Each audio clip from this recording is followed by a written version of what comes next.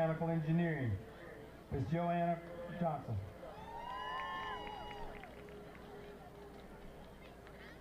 Gwyneth Michael. Gwyneth joined the Gridiron Girls her senior year. She plans to attend Mississippi State, major in kinesiology, and continue to become a physical therapist. Ms. Gwyneth Michael.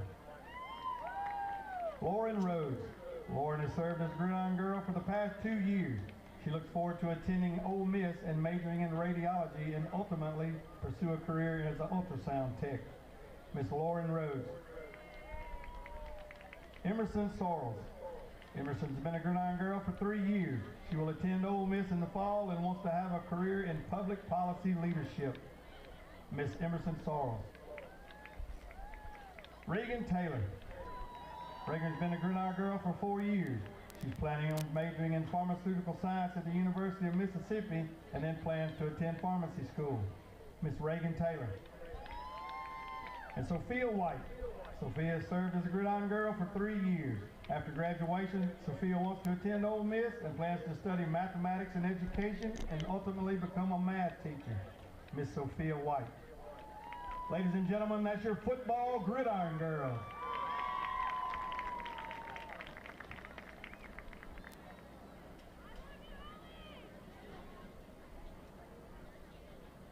Next, let's welcome to the field your dance team senior.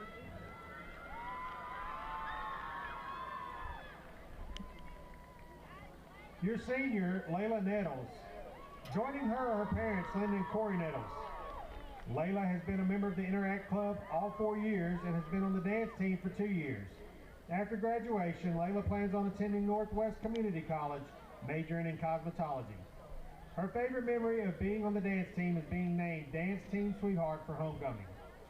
Layla's advice for future HHS dancers is, be confident in your abilities. Work hard, but enjoy the small moments because high school goes by fast. Miss Layla Nettles.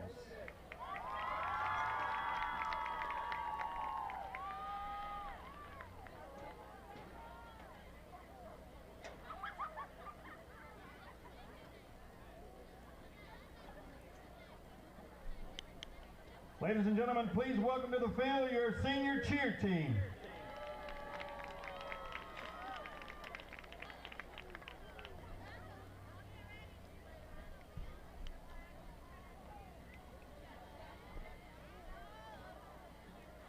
Libby Foster. Joining Libby are her parents, Heather and Robert Foster. Libby's been a member of the cheer team for 4 years. She is also a member of the Hernando High School tennis team, FCA FCS, Diamond Girls, Spirit Club President, Student Ambassador Treasurer, National Honor Society, Science National Honor Society, Rho Kappa, Crown Club, Interact Club, Superintendent's Youth Leadership Council, and Student Body Vice President. Libby was girls tennis country and district champion 3 years in a row. She received 2024 Miss Hernando Tiger Cheerleader Award, 2025 All-American Cheerleader Award, and this year's Hernando High School Homecoming Queen.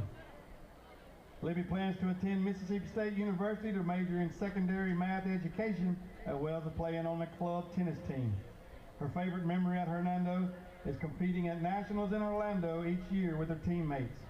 Her advice to her teammates is cherish every moment, even the hard ones, because it really does go by fast.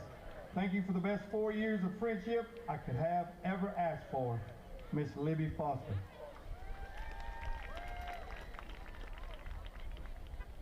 Maylee Groves. Joining Maylee are her parents, Sarah and Derek Groves.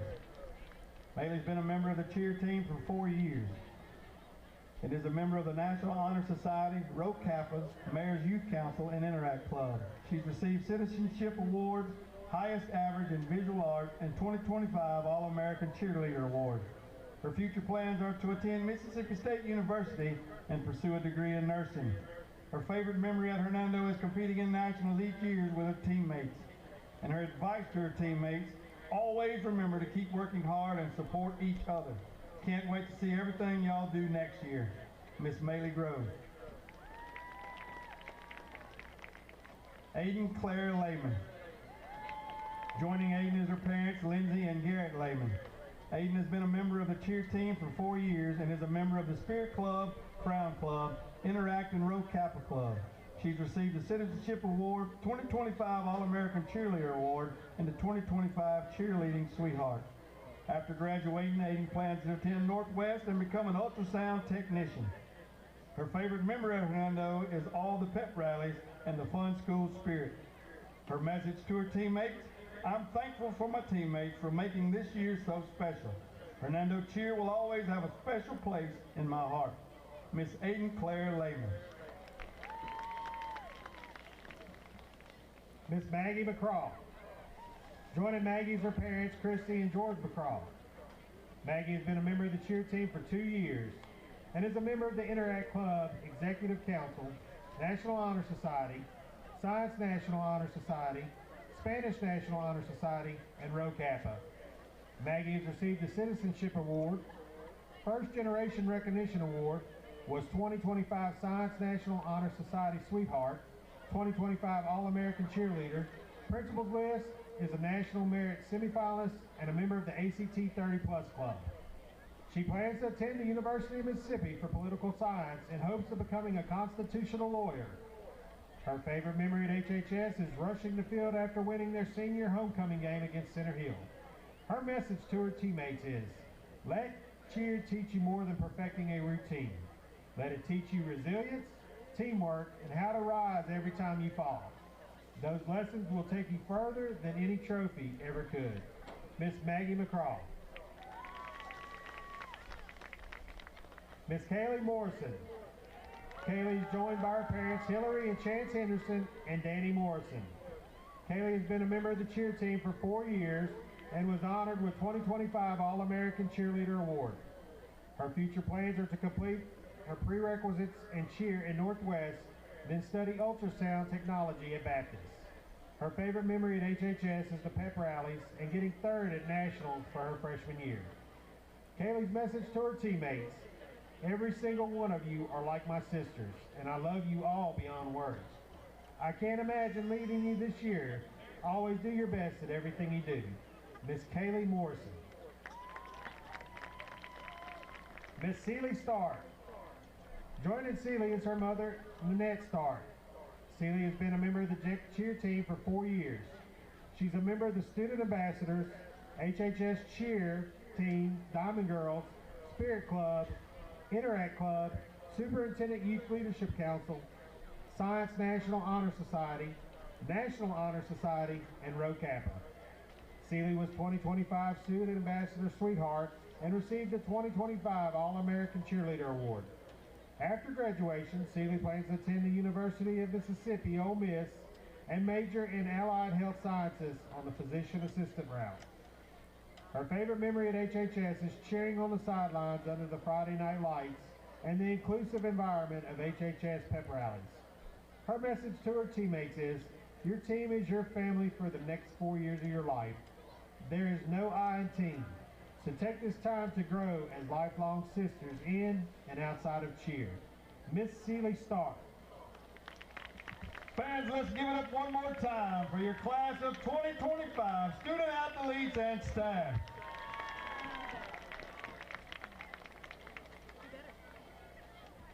Good evening, fans, and welcome to Tiger Stadium.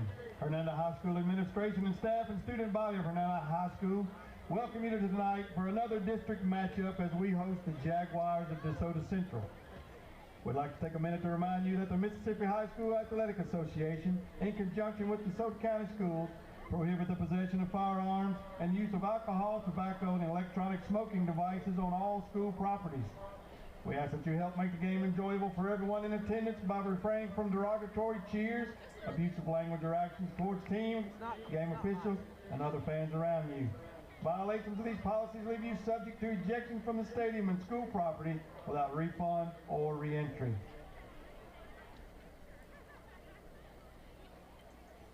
And now here are the starting lineups for your Hernando Tiger.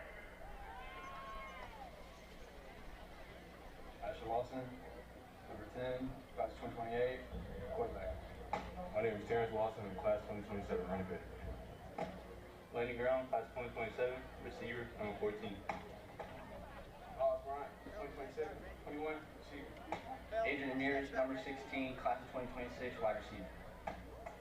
Cooper Langford, class of 2027, number 32, plays H-back, running back, and DB. I'm Jackson Weathers, number 0, class of 2027. I play D tackle and tight end. Jackson Holloman, 71, class of 27, guard tackle. Number 75, Eli Stewart, class of 27, offensive guard. Jordan Van Everett, senior, number 55, guard center. Hey, my name is Jay Wilkins, number 50, class 2026, guard and D tackle. Bill Marnett, offensive tackle, number 78, class 26. My name is Will Austin, number 2, class of 2026, and I'm a kicker player. My name is Carol Bigman, number 6, class of 2026, outside linebacker and DN. Coach Madison, number 96, defensive tackle, class of 2027. Robert Rayford, number 7, class 2026, defensive end. Lee Damon, class of 2027, number 15, linebacker and defensive end. Blake Light, class of 2027, number 34, linebacker. My name is Chris Pierce, class of 2027, number 25, linebacker. Beach Canizero, 2027 linebacker, number 20. Elijah Perry, number 12, class of 2026, DB. Noah Elam, class of 2027, linebacker, move forward. My name is Joseph Newberry, number 22, class 2027, and I play corner. My name is Son Scott, I'm number 5, class of 2026, DB.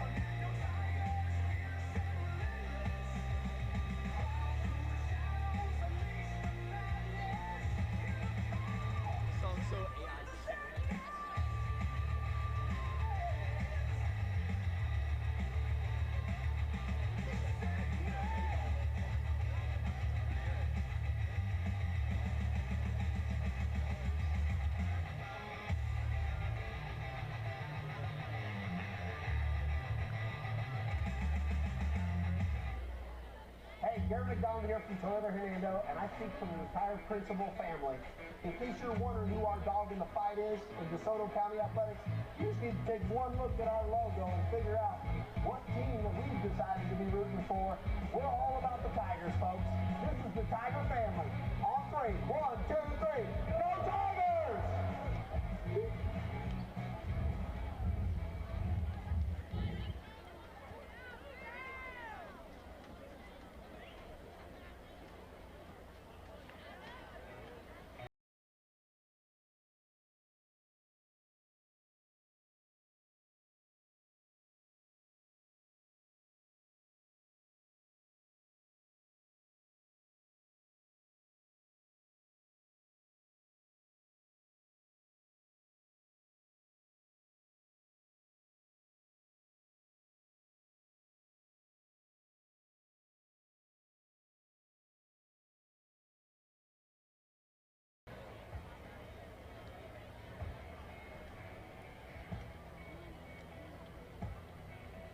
Tiger fans, we want to take a moment to recognize our sponsors tonight. Our pregame meal sponsor is the Hernando Baptist Church.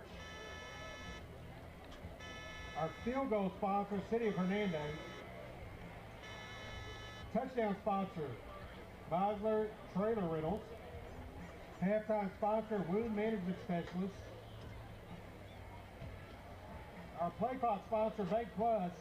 And our scoreboard sponsors, Alpha Insurance, Principal Toyota of Hernando, Skylight Construction, Ortho South, and Southern Bancorp.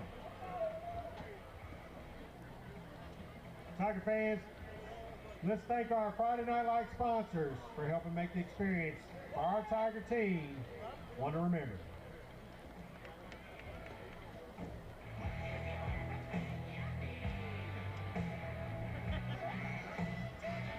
Tiger fans, don't forget to go to the north end zone visitor side and visit the Booster Club concession stand.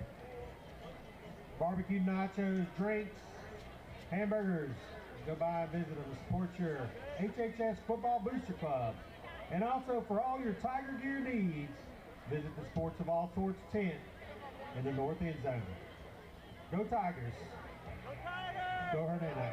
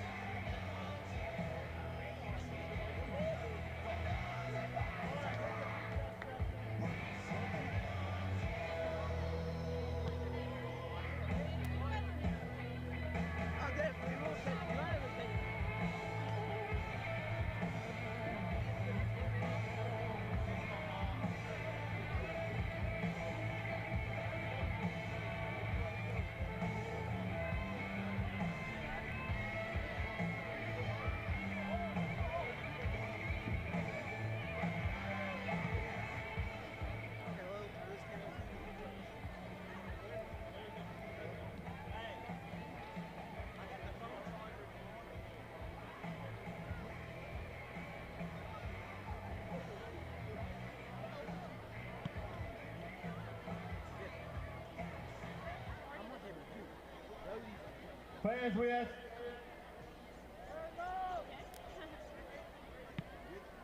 Ladies and gentlemen, this time we ask that you stand and turn your attention to our stars and stripes in the north end zone as we pay honor to America, our flag, and those who have sacrificed for the freedom we cherish this evening as your award-winning Hernando High School band play our national anthem.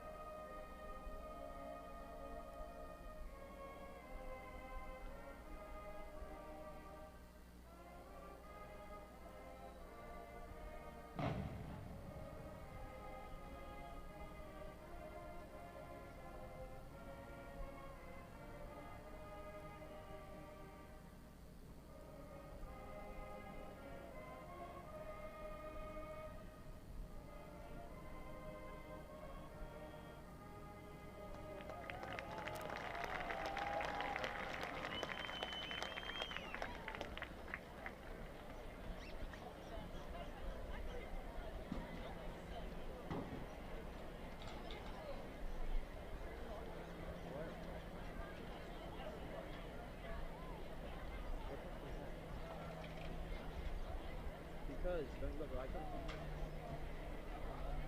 Huh? I mean, if you want. Welcome to the field tonight, team captains for DeSoto Central. Number 4, Jeremiah Shirley. Number 11, Kaylin Higgs. Number 50, Davion Everett. And number 72, Braden Shupert. Hey, I'm trying, okay? And for your Hernando Tigers, your 2025 senior class football players. I'm getting fired, so. Look at this shot.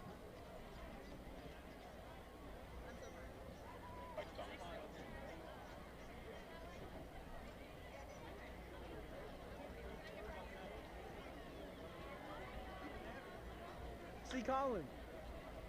Colin.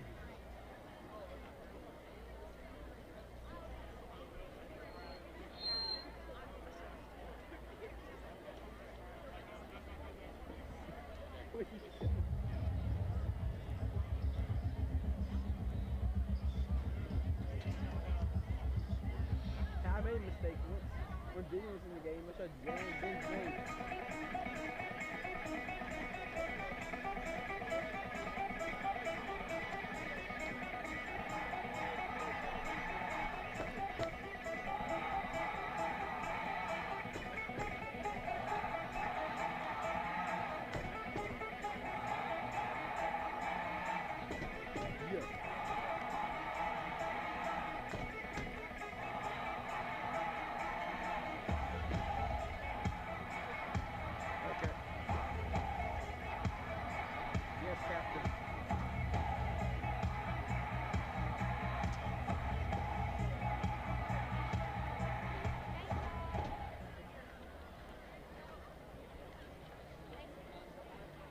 Yeah, finally there's a football team.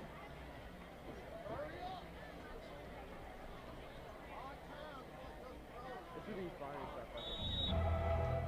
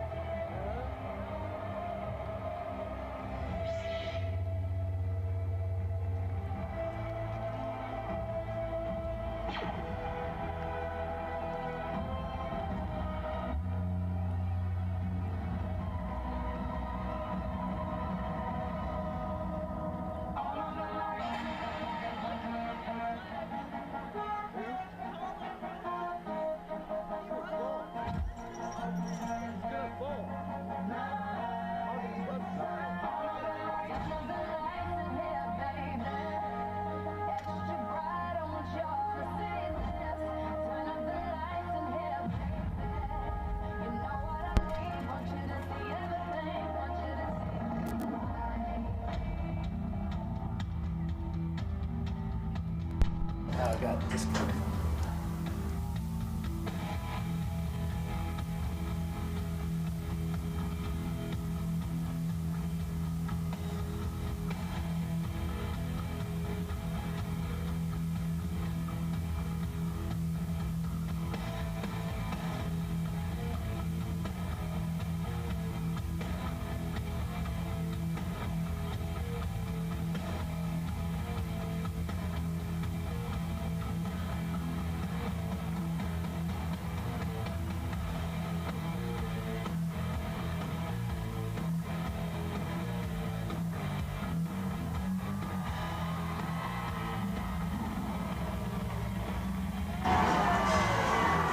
It's that time once again. Hello, friends and family.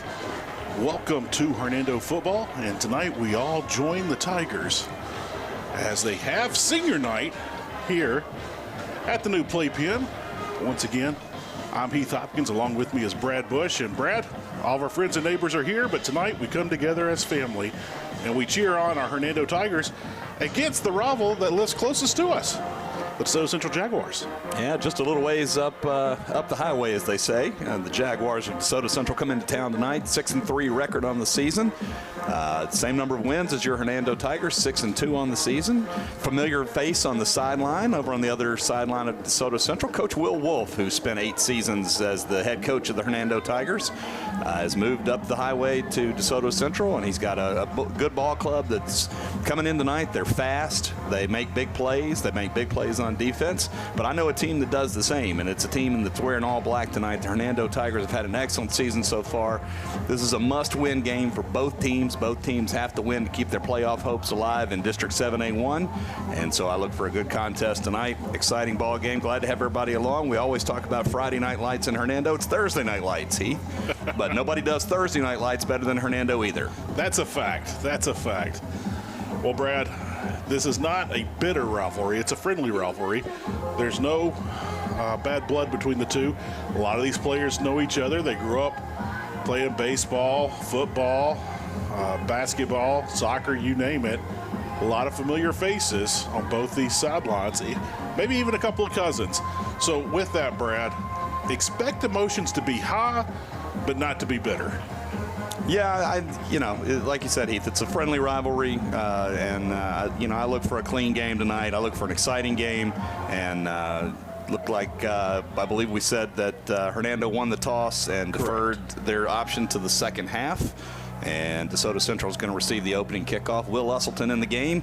We've honored seniors tonight, Heath. It is senior night here, despite having a game against South Haven next week on Thursday night as well. But Will Usselton ready to get the ball game started for us, and he'll be kicking off to DeSoto Central, kicking off towards the north end zone as we get ready to start Thursday night lights.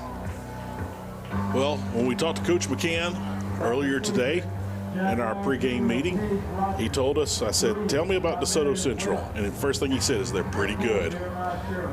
He said they've had a few dips this season compared to last year. He said, but they have played extremely well. They've played well all season long, and he said they played excellent last week. But he said there's a two-headed monster, and that two-headed monster is number 1 and number 0, and we'll talk about them here in just a moment. Opening kickoff. Take it a yard deep in the end zone, and in Mississippi high school football, you cannot return a kick that goes into the end zone. So the ball will start out there on the 20-yard line. Be 1st and 10 for the Jaguars. And Heath, that's why having a kicker with a strong leg like Will Usselton is such a weapon, just because of that reason. In college football, you could return that. In pros, you can return that. High school football, as you pointed out, you can't. So if you can kick the ball in the end zone every time, you're going to get the other team starting at the 20-yard line. And that is just a huge, huge weapon to have in your arsenal. Well, here come the big bad Jaguars. This team is very fast. Coach McCann said that's the one thing they worked on all week, is not to take away the big plays. He said you'll see 2 receivers to one side and 1 receiver down low. They usually will throw to the 2 receiver side. They'll run the double routes. They'll try to clear out routes. They'll do things to get their man open. So with that, he said they will dink and dunk underneath over and over and over, and then they'll try to hit you big. And he said when they hit you big, watch out for number 3. So here we go. We're watching the Jaguars. Now they're dinking and dunking, as we talked about. Yeah, nice little drop down there to the wide receiver, Peyton Williams, number 9. Takes the ball out across the line. The game picks up the first down. You know, we look to say the name Eric Perry Jr. and Cade Rogers a lot tonight. Eric Perry Jr., number 1, the Auburn commit at quarterback for the Jags, and Cade Rogers, number 0, is the electric running back. Again, a 2-headed monster in the backfield, and then plenty of speed out in the wideouts as well. You know, if you're getting a look at any college, that's a big deal. It doesn't matter how big or small the college might be. Even if it's Rhodes College, that's a serious high school football player when they get looks from the next level. But when you get an SEC offer from a school like Auburn, that is mighty, mighty impressive. Yeah, and he's the real deal. We've seen footage on social media of him. He's the real deal. And looks like we got a little bit eager to get started there on the Jags. Going to back them up 5 yards there. Be 1st down at 15. Back them up to the other side of midfield, back into their own territory. As we said, Heath, big game tonight for both teams. Both teams are 2-1 in the division standings, district standings. And winner of tonight's game would be 3-1. And Tigers host South Haven next week. And DeSoto Central gets the honor of hosting Tupelo next week. Nothing against DeSoto Central, but I have yet to see a high school team in Mississippi that, other than West Point, I have yet to see a team that can even hang with Tupelo. So, again, Hernando would be in the driver's seat for a potential playoff appearance as the 2 seed in the district, and hopefully can take care of business tonight. Doing a great job stopping the run so far. Other than the one play by Perry on the keeper around the side, both handoffs to Cade Rogers, the running back, have gone for minimal yardage. You know, big second down play right here. Very long situation, 2nd and 12 for the Jags. Just past midfield, they're in enemy territory. Got the 2 receivers to the right, and once again, they're going to dink and dunk. And right there, nice execution. Great block outs there by the wide receiver. Very impressed with that play. Yeah, pass complete there to number 19, Cameron Smith. Tigers did a great job bringing it down. It's going to bring up a huge 3rd down here early in the ball game from the Hernando 40-yard line. 3rd down and 3 for the Jags. Tigers get a stop here and force a decision by the Jags. That would be an ideal start to the game. Twin receivers to the left. That 5-yard penalty on 1st down is coming back to bite them. 3rd and 3 right now. Nice pickup on 2nd and 12 on that last play. But here we go. Twin receivers to the left, 1 single receiver to the right. They got that sniffer, which is just a glorified fullback. And Tigers in great pursuit. Hold on and rodeo him on down, Brad. Heath, I couldn't see who that was that blew the play up. It might have been number 6, Caleb Hickman. It might have been the weatherman, Jackson Weathers, number 0.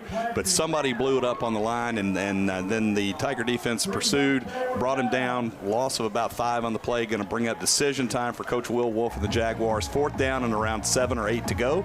Offense is going to stay on the field. They will pooch punt, Brad. We've been told about that. They will pooch punt from time to time. Here they are going for it early on 4th down.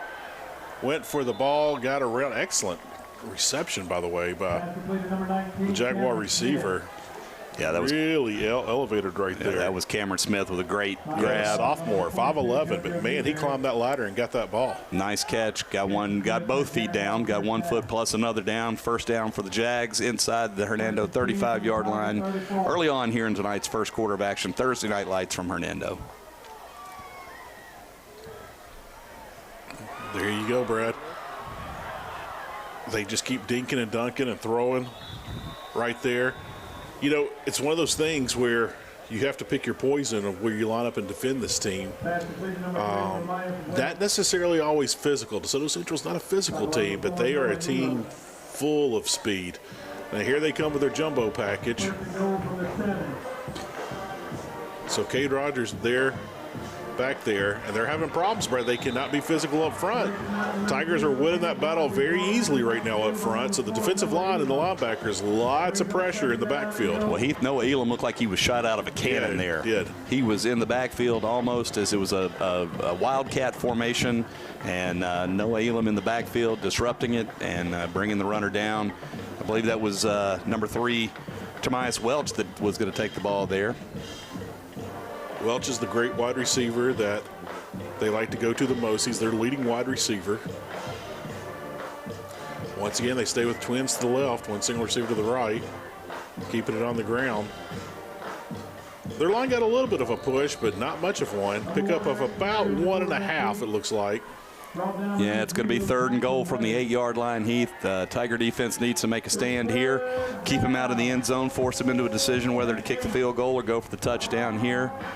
Got to keep your eyes on number 1, Eric Perry, though. Put a spy on him, make sure he doesn't get loose and scramble around the end and get out into open space.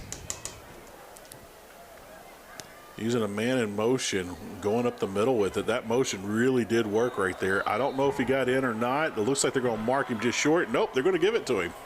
Yeah, they're going to say he got in, and they're going to say that the ball crossed the plane before he dropped it, or that the ground caused it one. I'm not sure, but nice opening drive for the Jags. I saw some good defense from the Tigers there, but as you said, Heath, they just worked their way down the field methodically, surgically even, and that leads to the opening touchdown of the night here. 7.5 minutes to go in tonight's first quarter.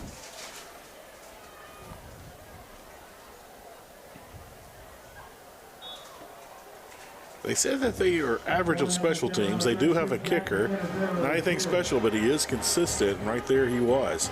So 7 minutes, 37 seconds remaining, quarter number 1. And DeSoto Central takes the ball in their opening drive for a touchdown. Well, Brad, that's not the start that the Tigers would wanted. Coach McCann talked about how he would like to get them 3 and out, get the ball back around midfield and start putting the pressure on them. Well, DeSoto Central scores on their opening drive, kind of reverses that thinking. They've started the pressure applying first against the Tigers, but yet the Tigers have not taken an offensive snap just yet. We're about to do that here shortly after this kickoff. Well, what you've got to do here is you've got to answer, and that doesn't necessarily mean score a touchdown or score points, but you cannot go 3 and out on this one and put your defense right back out there against an offensive team like this. You got to possess the ball here for at least almost maybe double-digit plays, even if you ultimately don't get points. You got to flip field position, and even if you end up punting the ball, you got to have them inside their own 20-yard line. Most importantly, got to give your defense a rest, let them catch their breath.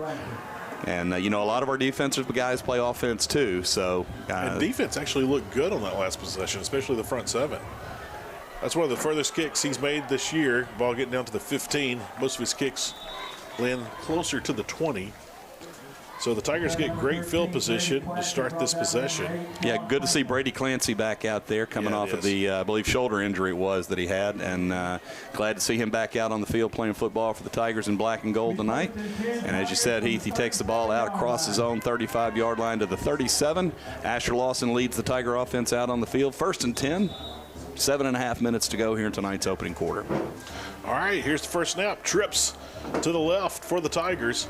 Man in motion. Oh, bad snap. And Tigers wisely following that. It'll bring up a 2nd down situation. So that's definitely not the way you want to start. And Tigers have dug themselves a big hole in play number 1. Yeah, not the start you wanted, Heath. I couldn't tell if that was a bad snap or that Lawson wasn't looking and wasn't expecting the snap. Looks like he wasn't looking. Looks like he was looking at his team.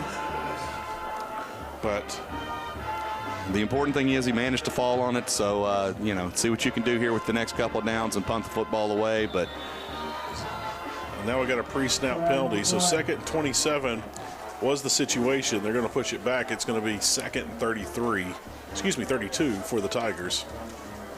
So, worst case scenario for the Tigers right there. Well, we talked to Coach McCann earlier today, and we asked him to name several things that he did not want to see tonight, and the first 2 items on his list were turnovers and pre-snap penalties.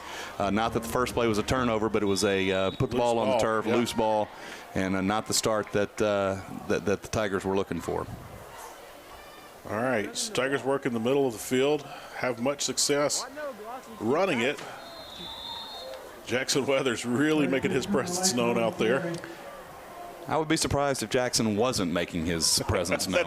That's a factual statement. The weatherman makes his presence known pretty much every time he's out on the field, and in a good way. I say that in a good way. He's a 2-way player for the Tigers. He's actually a 3-way player because he's the deep snapper on the extra points. So he's in on pretty much every play other than kickoff and kickoff return, I believe. Nice hole right there, Brad. There's going to be a 1st down and more. It's a foot race here. And he is leaving everybody. Now they're trying to catch him, and they barely get him. I do not see any flags on the field, Heath. That was number 32, Cooper Langford, on the carry for the Tigers. Burst through a hole in the line of scrimmage, and it was a foot race that he ultimately didn't win, but he does have the ball inside the 10-yard line. 1st and goal for the Tigers. Great run there by Cooper Langford. Burst through the hole and got it down again. Trying to do the math. I believe that's an 86-yard carry. Don't mark me on that. Don't trust my math after lunch, Brad. I wouldn't trust your math before lunch, Heath, either. So Asher Lawson leading his team out there. Cooper Langford in the backfield. Reese Canizero, and then another bad snap. picks it up, trying to get rid of it. It falls incomplete, and thank goodness it wasn't a grounding. Thank goodness it wasn't an interception, but Tigers have got to figure that out really quick. Coach McCann, he's not walking. He is stomping up the sideline. He is wanting to know what is going on and what is the problem with the miscommunication. Heath, I'm not sure that was about the best result that could have happened for the Tigers there. I'm wondering if Coach McCann's not going to possibly take a timeout here and talk to his team and settle them down. But yep, there it is right there. Yeah, he's going to call a timeout and talk to his team. And that's good coaching. Yeah, absolutely. That's great leadership. Absolutely. You dodged a bullet on that first play. You've still got the ball 2nd down and goal at the 8. Go out and settle your guys down and let them catch their breath and, see if they can't get things straightened out here.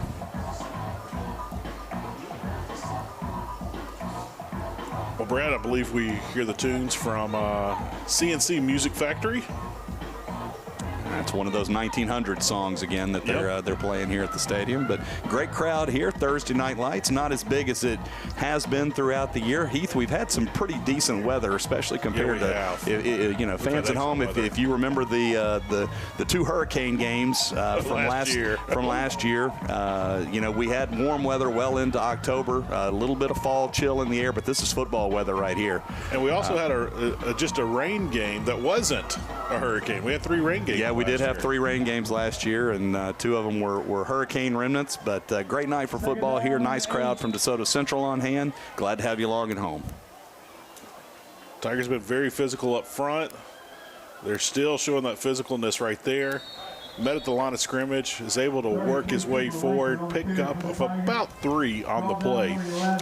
Well, we'll point out that Terrence Walton is injured tonight. He is not available tonight, so it's going to be running back by committee. It's been a healthy dose of Cooper Langford so far, but you're going to see several guys shuttle in and out in the backfield for the black and gold tonight. So there will be a committee at running back tonight. They're going to rotate guys, keep them fresh. And DC stacking the box here. There you go, Brad. Beautiful play there. Beautiful design play. Beautifully executed. Asher Lawson to the aforementioned number 32, Cooper Langford, into the end zone for the Tiger touchdown.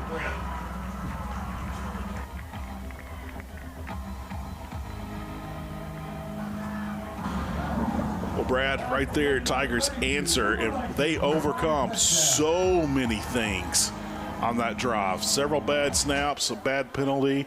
They were in a 2nd and 32, and once they stacked the box, that's exactly what Coach McCann wanted. They adapted on the very first play. Nice little pop pass out there to the flat, got a touchdown, and now the game is tied. So the snap from number 0, Jackson Weathers, the hold from number 13, Brady Clancy, and the kick from number 1, Will Usselton, is good. So at 7:37, it was 7-0. At 5:11, we are all knotted up at 7, Brad. Yeah, I go back to that timeout that Coach McCann called there. I just cannot overstate what a great call that was.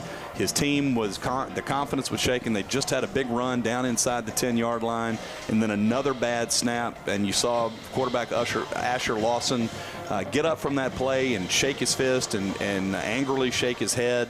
And I thought that was an excellent timeout by Coach McCann to settle his troops down, get them in a rhythm. And as you said, Heath, as soon as DC loaded the box, the linebackers crept up. They ran a RPO and a fake to Langford out of the backfield, and then a little misdirection. Lawson to the right, and then looks back to his left, wide open. Cooper Langford in the end zone for the touchdown. 7-all Tigers and Jags here halfway through tonight's first quarter of action. Thursday night lights here in Hernando.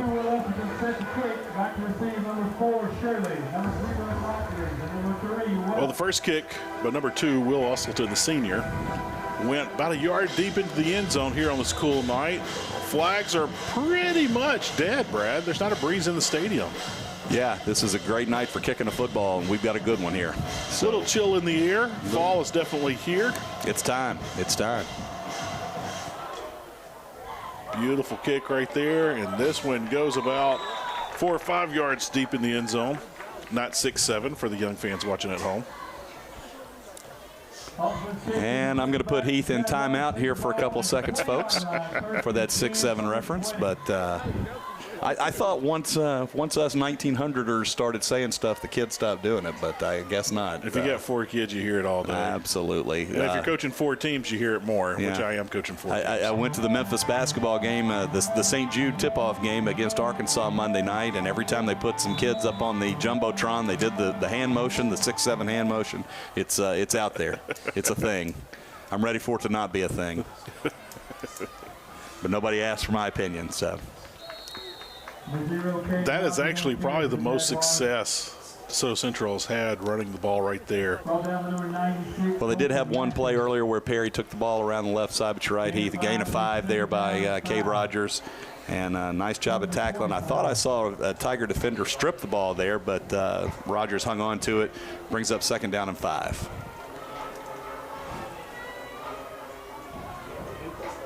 All right, so, wow, they're going to bring 3 receivers over to one side. That is a backwards pass. Nice block. That block on the outside's been excellent. They got him this time. They flagged him. Flag on the play. I thought that was a decent block right there. But we'll definitely take that penalty. That helps the Tigers out. Oh, they called holding. Yeah. So maybe it wasn't the block. Well, I think it was on the wide receiver. I think it was on the wide receiver who was blocking on the receiver came out of the backfield, and it was, as you pointed out, Heath, it was a backwards pass. It was actually a lateral. That's a live ball if he drops it, but it was on the receiver. Wouldn't let the Tiger defender get off of the block, and results in a 10-yard penalty, and still 2nd down, 15 yards to go for the Jags. Man, that defensive line for the Tigers is just outstanding tonight. The Tigers have definitely been more physical up front on offense and defense. So in the trenches, the Tigers are definitely winning this against the Jaguars. Well, that's big Josh Stiles plugging up holes in the middle there, and Jackson Weathers to his right, Caleb Hickman to his left, and then big Scooter Rayburn on the outside there. I'd put those 4 guys up against any offensive line in high school football in Mississippi. A lot of hand fighting going down the sideline. Wow. I didn't think it would call for a penalty. I thought the ball wasn't catchable, but they didn't ask for my opinion. Well, I think they're going to say, they're going to call off pass interference. And I tell you, that's tough because I don't think that ball was catchable. But I think not catchable only applies to the boundaries. And if they're going to consistently call that tonight, that would probably be one of the plays in the arsenal for DeSoto Central is like just run deep and I'll throw it. They're going to give us that call. Yeah, I mean, to me it looked like hand fighting. They're all the way on the other side of the field, and my eyes are not as good as they once were. But I didn't see anything, without the benefit of binoculars. I didn't see anything that looked like pass interference, but the official did. I tell you what, the field judge did not throw the flag. Yeah, I noticed that. That actually came from the back judge, which surprises me. But anyway, penalty has been assessed, and it's 1st and 10 for the Jags. And also the coaches for DeSoto Central are in his ear on that play as well. They might have been screaming all the way down the sideline, He's holding him. He's holding him.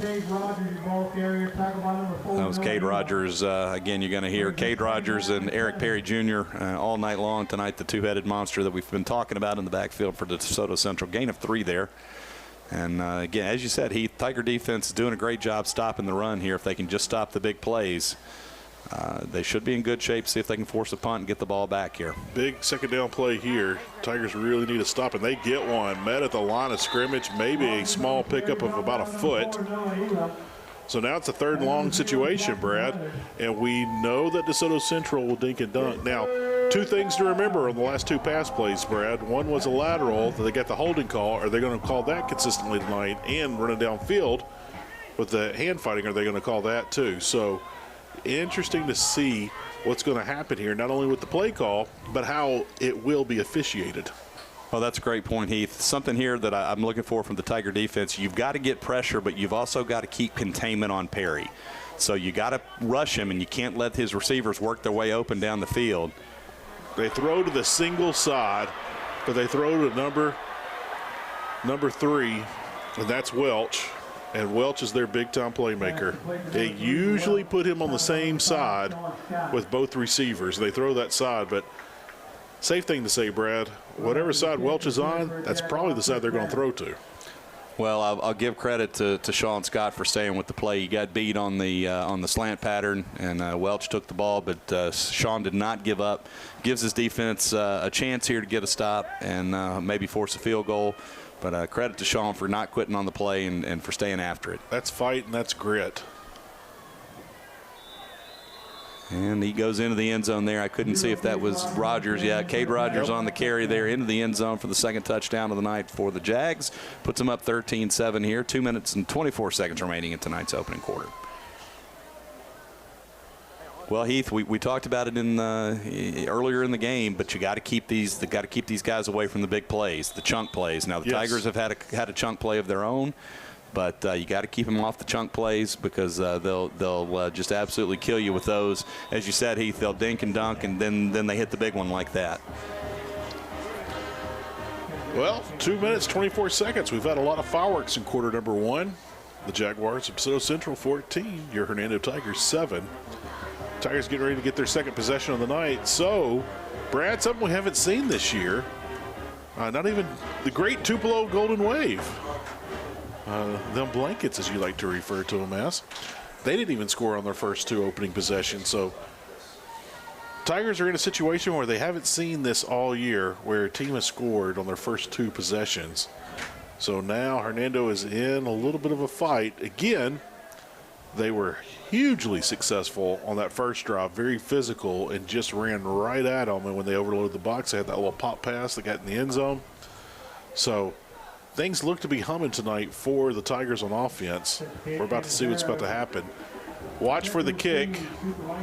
He usually gets it around the 20-yard line. Let's see where he goes now. Well, Heath, you can see the difference here. And there's that pooch kick that you talked about.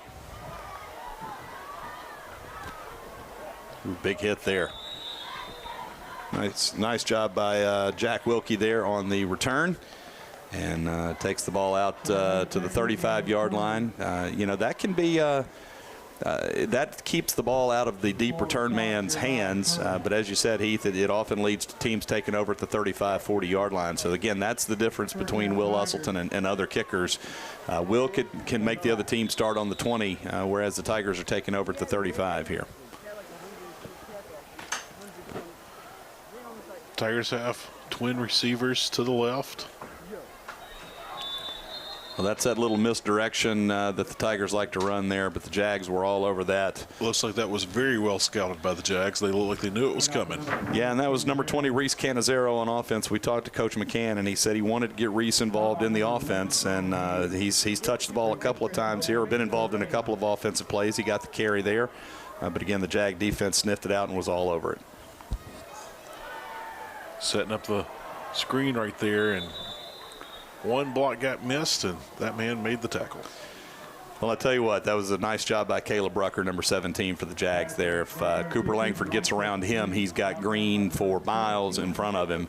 But as you said, Heath, when you run a screen like that, if you miss even one block, if you make your blocks, it's a beautiful play and it's well designed. But if you miss even one block, it gets blown up like that, and that's exactly what happened there and forces the Tigers into a 3rd and 15. And another pre-snap penalty here. That's going to drive Coach Steve McCann crazy. But look like the right tackle lifted up out of his stance a little bit early. That's going to force the Tigers into a 3rd and 20 situation.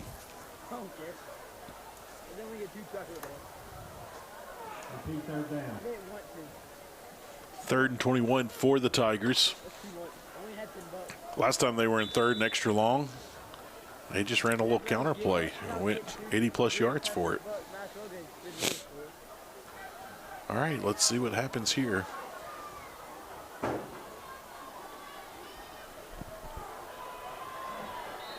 Yeah, Jag defense was all over that. Cooper Langford on the carry there. Met by a host of Jaguars. We'll have to look up what a gaggle of Jaguars is. Play that game. I'm not sure what. An ambush of Tigers. An ambush of Tigers. We've identified that, and we had Our crack research staff is getting to it. Absolutely. Crack research staff being Google. But we had the Ridgeway Roadrunners, which is a race of roadrunners, or a marathon of roadrunners. Yes, marathon. A marathon of roadrunners is what a group of roadrunners. Beautiful kick inside the 20. It's still rolling down to almost the 18. Memphis Tigers go on the road tomorrow night and play one of my favorite of those group of animals, the Parliament of Owls, heading down to Houston, Texas to take on the Rice Owls tomorrow night, Friday night football. Good action, good slate of action for college football this weekend. Ole Miss and South Carolina on Saturday. Mississippi State travels to Fayetteville to take on Arkansas. Yeah, Fayetteville, that's right. You know, every year they used to play that game in War Memorial Stadium, so they finally moved it over. But War Memorial, that place is barely standing. It's an old stadium, yes. It is an old stadium that doesn't see that many games a year. You know, Arkansas is gone back. I think they play one game a year there. Flag on the play. Used to play a couple, much like Mississippi State and Ole Miss used to play some home games down in Jackson. Got a flag on the play, as you pointed out, in the backfield, Heath. I think, I'm not sure what the call is here. The referee signaled false start or legal procedure against the offense. And that's exactly what it is. I wasn't sure why he turned and signaled to Coach Will Wolf on the DeSoto Central sideline, but it is going to be a false start or legal procedure against the Jags, so negates a long run, puts them back first down 15 yards.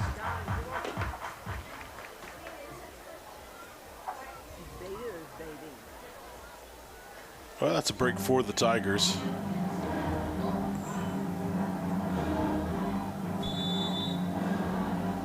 So now the ball will be placed inside the 15-yard line, around the 13. On the 13. Well, Heath, the fine folks at Google, as we end the first quarter here, the fine folks at Google tell us that a group of Jaguars is called a prowl.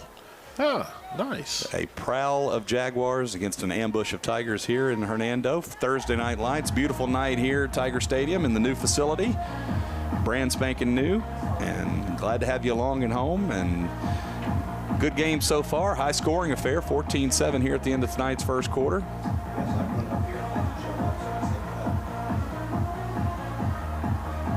What other college football do we have on tap this weekend, Heath? What other SEC games? Tennessee, Oklahoma is the game I'm really looking forward to. I believe that game could get ugly, and I don't know which way it's going to get ugly for. I think Tennessee has the advantage, but you don't know. Josh Heupel obviously played at Oklahoma, coached there, got fired from there. Won a Heisman Trophy for the Sooners, and they fired him as offensive coordinator. That had to be a tough day for Josh Heupel. It's not often you'll hear me say number 9 Vanderbilt taking on number 20 Texas down in Austin. 11 a.m. kickoff on Saturday.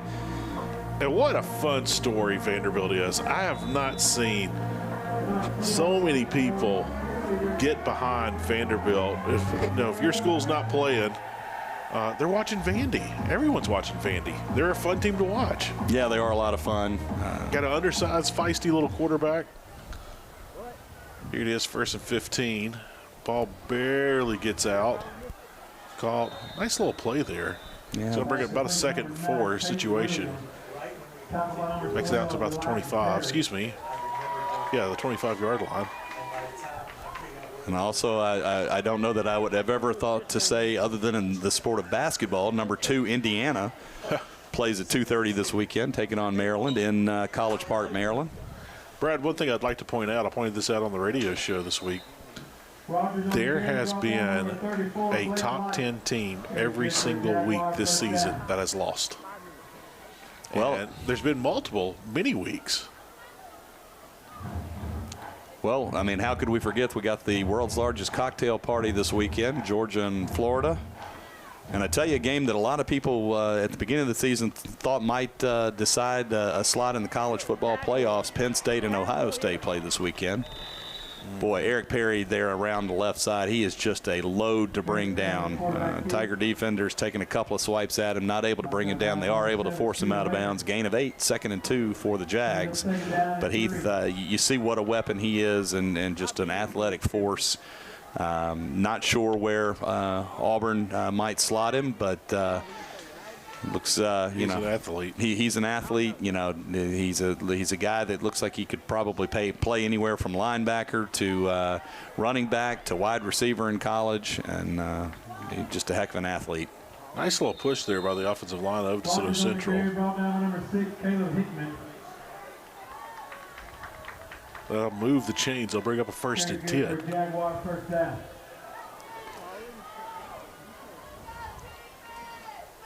Well, Brad, the defense looked so good and physical there on that first drive, although DeSoto Central did have the score. They had the big plays there, but they were very physical. Now it looks like DeSoto Central's kind of trying to match them toe for toe. So slugfest definitely on the offensive line and defensive line there in the trenches. Well, Heath, we talked about it a little while ago. Your defense has been out there for a lot of plays already. That was a beautifully thrown ball. And effortlessly too. That's what's amazing to me. The ball just zooms out of his hand there. Didn't look like he put anything behind that, and it's 40 yards down the field, and add another 20 for the angle there. That about a 55, 60-yard pass from Eric Perry, but falls incomplete, and Tiger defense has second down, facing a 2nd down and 10 here from just inside their own 45-yard line of the Jags. But you'd love to see the defense hold here, force a punt, get off the field, or even force a turnover possibly.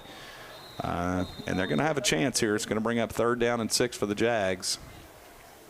But you'd love to see the Tiger defense get a stop and get the offense back out on the field, let them run some plays and get a breather for this Tiger defense. A lot of hands on hips out there in the black and gold right now. Brad, does that football look like a lighter shade? I was just noticing that. I thought it was a shoe at first. I don't know why I thought it would have been a brown shoe, but I thought it was a shoe. And it's going to be decision time for Coach Will Wolf, as Tiger defense is going to bring him up just short. It's going to be 4th down and 1. I expect to see the Jag offense stay on the field. Boy, you'd love to see a big stop. Man, if you get a stop, it would be so big right now. Yeah, you'd love to see a big stop here, and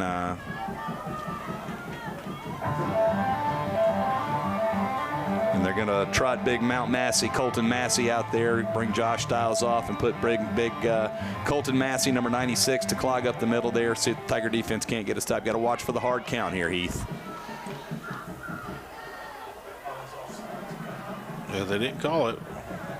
Oh, Brad. Oh, Brad. Oh, wow. And he got outside. Wow. They had the brotherly shove stopped, Heath. And Perry had the presence of mind to bounce the ball out off the pile and get around to the right side. I thought the Tiger defense had gotten the stop they were looking for. Great surge there by the Tiger defensive line to get into the backfield, stop the brotherly shove. But, again, Perry, being the athlete and having the brain on him that he does, had the idea to get out around the right side, gets the 1st down, keeps the drive alive inside Tiger territory. That is a high IQ play there for DeSoto Central.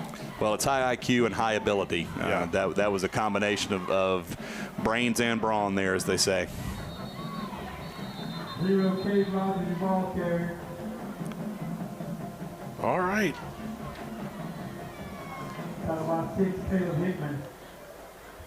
Eric Perry Jr. leading this DeSoto Central offense. They've been marching down the field on this drive so far. And, Brad, they're not doing it in big chunk plays. They're going right after the heart of the defense here. You know, the first couple of possessions, first 2 possessions, they were dinking and dunking all underneath. Right here, they're just matching it physical, man on man. Yeah, hat-on-hat football here, Heath, and offensive line shift there. Handoff there to number 0, Cade Rogers, around the left side. Again, Tiger defense going to force them into a 3rd and short here. See if they can't get a stop. You know, you got to think it's 4-down territory here, because I just don't know that DC's kicker has the leg for a field goal if the Tigers get a stop here. So they will pooch punt, but how you been moving the ball and you're up by 7? Yeah, no. If they don't get it here, they're absolutely going to go for it on 4th down here. So, but even if they get a penalty right here, I'd expect them to go for it.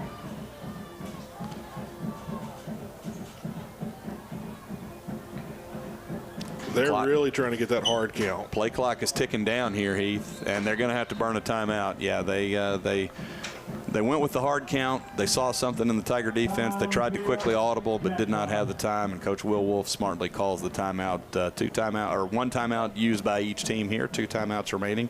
Heath, I want to go back to this football. You're right that day. Looks like a Nerf football or something there. I'm not sure exactly. I wonder if our wonderful camera crew can zoom in and take a look at that football. It's a very light shade.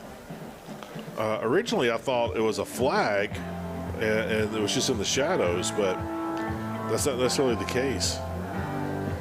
Yeah.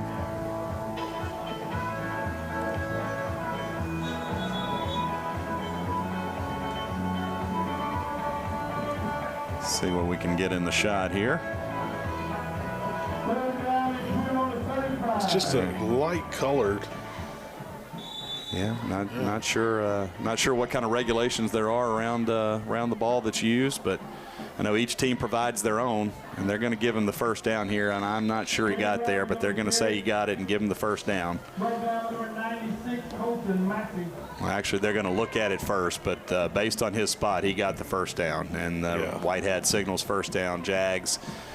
So keep the drive alive, and again, they were going to go for it even if they didn't get it. They were going to go for it on 4th down. So fresh set of downs for the Jags here, and Tiger defense could really use a stop here, arch their backs and see if they can't get a turnover or get a couple of short plays and force them into a third and fourth and long situation.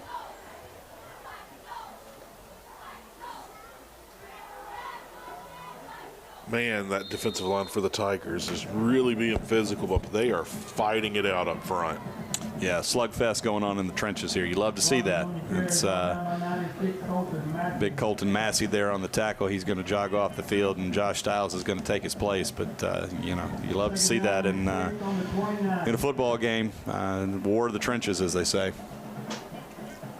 Brad, I just noticed this. The cheerleaders over there for DeSoto Central, there's like 50 of them. Well, they've got about 100 football players as well, but big school, and glad to see a good representation. Again, nice crowd down from. So 2 cheerleaders for every football player.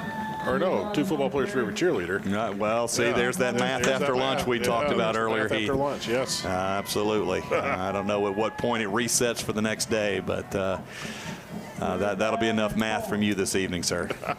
3rd and 3 for the Jags here. See what Coach Will Wolf has up his sleeve here. Tiger defense looks a little bit livelier, still some hands on some hips, but everybody standing straight up and moving around and ready for a big play here. See if we can't force them into a 4th down.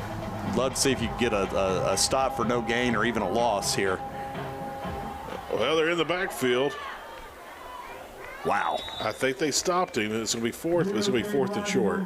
Yeah, I got to see who that is getting up out of the bottom of that pile, because whoever it was, absolutely. Number 4. Oh, that actually there was number 34 for the Tigers. That's Blake Lipe in there who grabbed Cade Rogers, the running back, and slung him backwards, making sure he didn't get the first down. Huge down here, Heath. I don't think it can be overstated here. You'd love for Hernando to be the next team to score, whether it be a field goal or a touchdown, but you'd love to see the Tigers be the next to score. If they can get a stop here, there's enough time left for them to drive down the field and try and tie this thing up before halftime, but doesn't look like they're going to do it. Rogers straight up the middle there, right off a left guard.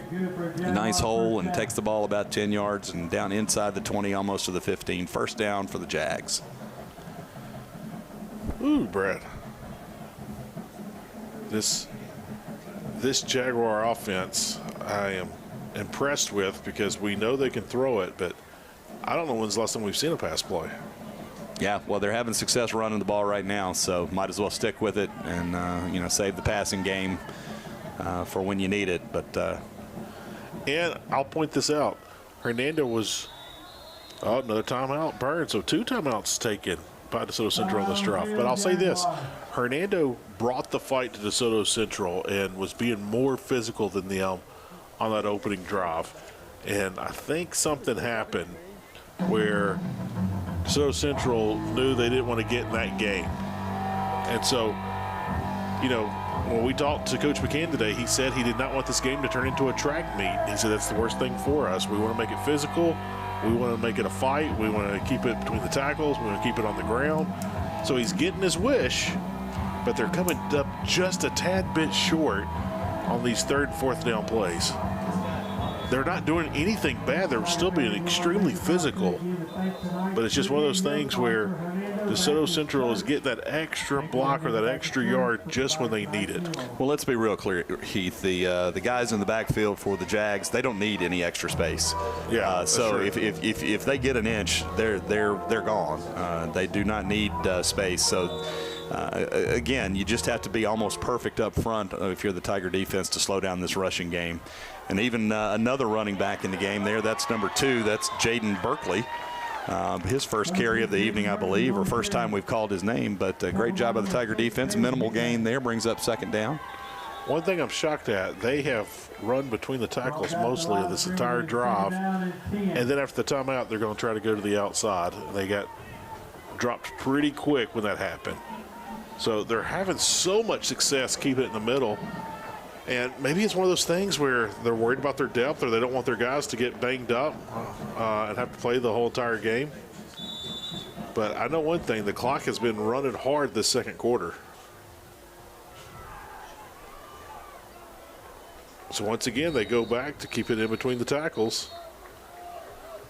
Small pickup on that play, maybe a foot. So now it's going to be about 3rd and 8. Well, Heath, I tell you what, I would be on the lookout for some sort of play action here. Again, they've been running the ball down the field. I wouldn't be shocked if they go back to their 2 receiver set. And 2 receivers on one side. Yeah, look, the receivers are already heading to the left right now. They're already getting wide. Love to see a bad snap here. Not to wish anything ill on DC, but Tigers need a big play, something to break the right way for them. Running back goes in motion. Oh, nice design play call right there. Tigers right there. Now it's a serious situation, Brad. Now their kicker can kick it from here. He is consistent. Nah, he's going to go for it. But man, 4th and 5. This is a little bit further than they've been. Guarantee you, they're going to do the hard count and try to get us to jump.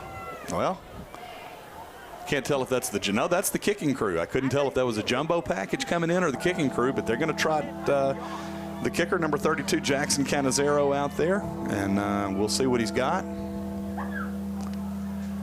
Setting his tee down. Again, if you're the Tigers, you don't want to jump off sides here because I believe 2 seconds left. They get the snap. He missed it. He did miss it. Left it out wide to the right, I believe. Good job by the Tigers. That's a huge break. They have 2 timeouts remaining, 2 minutes and 40 seconds before halftime. Plenty of time, more than plenty of time. And Heath, let me remind the viewers at home that the Tigers do get the ball to start tonight's 2nd half. And so if they could put together about a 2.5-minute scoring drive here, tie this thing up, get some momentum going into halftime, get the ball to start the 2nd half, and we could be cooking with gas here in Hernando. All right, Motley Crew playing over the loudspeakers. Tiger offense back on the field, 1st and 10. Ball's placed at the 20-yard line, and here we go. Shift happens. And looks like one of the Tiger offensive linemen moved early there. And they were going with that offensive line shift that we've seen the Tigers run before. Many times before. But going to cost them 5 yards, push them back, be 1st and 15 from their own 15. So not the way you wanted to start the drive. And that's 3 or 4 pre-snap penalties and put the ball on the turf a couple of times for the Tigers. And I know that's something Coach McCann's going to address at halftime. All right, here we go. There's the shift that we've seen a million times.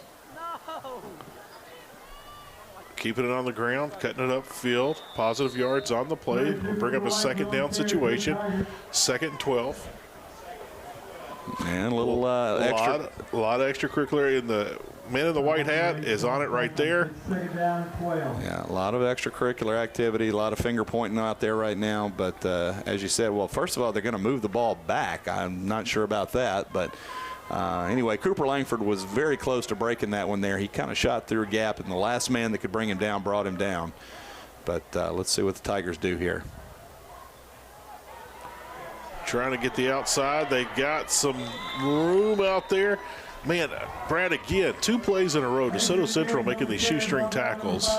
But give them all the credit in the world. They're bringing them down, a 3rd and 5 situation for Hernando. Well, I love that play, Heath. Adrian Mears there on the jet sweep around. And, again, as you said, a shoestring tackle away from a big gain there. But Nice creative play there. Like to see it. See if the Tigers can't pick up the first down here. Nice little play there. Run the wheel route out of the backfield. He's got room. Brad, he's pulling away. One not going to catch him, and he does it. Brad, look at that right there. 75 yards out. Tigers strike quick.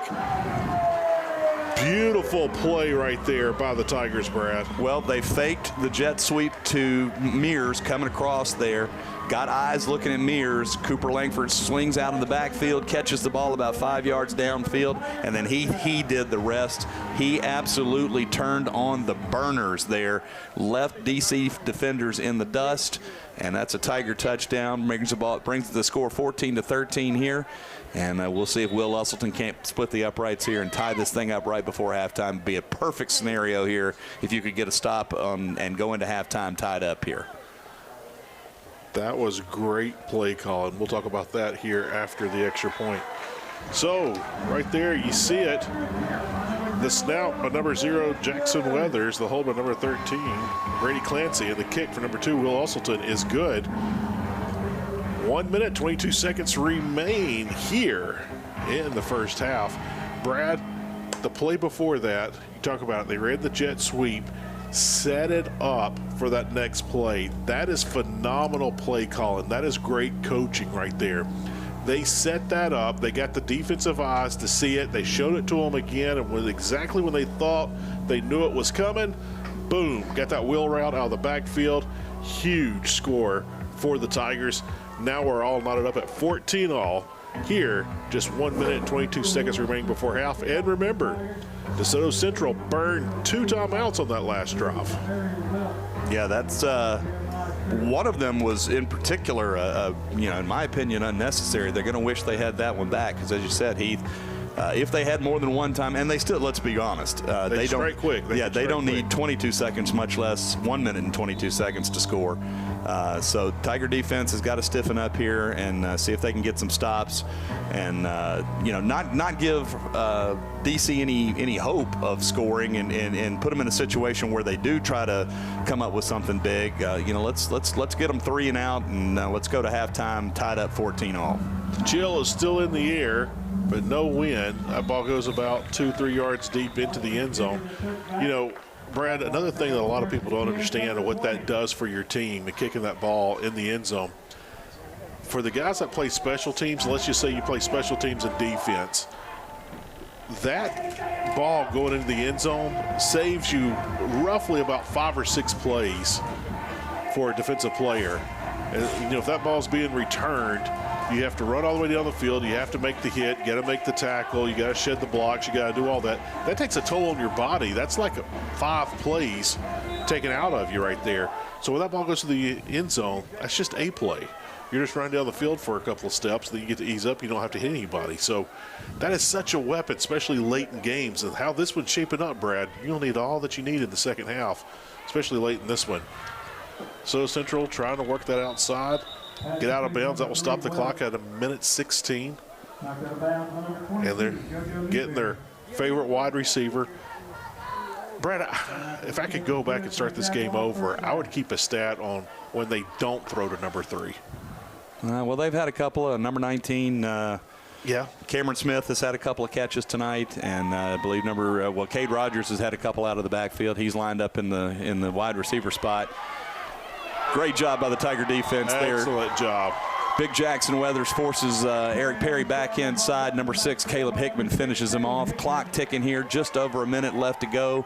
And Tiger defense got exactly what they needed, which was a TFL there. And brings up a second down and around 17 here. And see if the Tiger defense can't get this thing. Looks like DC is content to run the clock and try and just take this thing to halftime. Again, the Tigers do get the ball to start the second half. And they're going to go into the halftime, hopefully here. I assume they're going to go in with some momentum. We'll see if that holds up. We're under 40 seconds. Here we go. Looking downfield, gets the ball out. Effortlessly throws it downfield. He caught that. Unbelievable. That was outstanding coverage by Sean Scott. Yeah, he was all the way there. I don't know how he came down with it. That was not only a beautiful pass, but just an absolutely amazing catch. Yeah, I mean, again, if you're Sean Scott, you can't do much more than you did there. You had great coverage, just a great catch. I assume, you know, everything was in order over there. I'm sure he held on to the ball and got the feet in. We don't have the benefit of replay in high school or at this level, but we do have a penalty. Going to be a false start, so that's going to help the Tiger defense. Going to give them a second to catch their breath, take DC out of their tempo and push them back 5 yards, bring up first down at 15. 28 seconds remaining here in tonight's first half of action. Hernando, Mississippi, Thursday Night Lights. Glad to have you along. Well, that puts the ball on the 41-yard line. 28 seconds before the half. DeSoto Central is in enemy territory. They've had that one big play.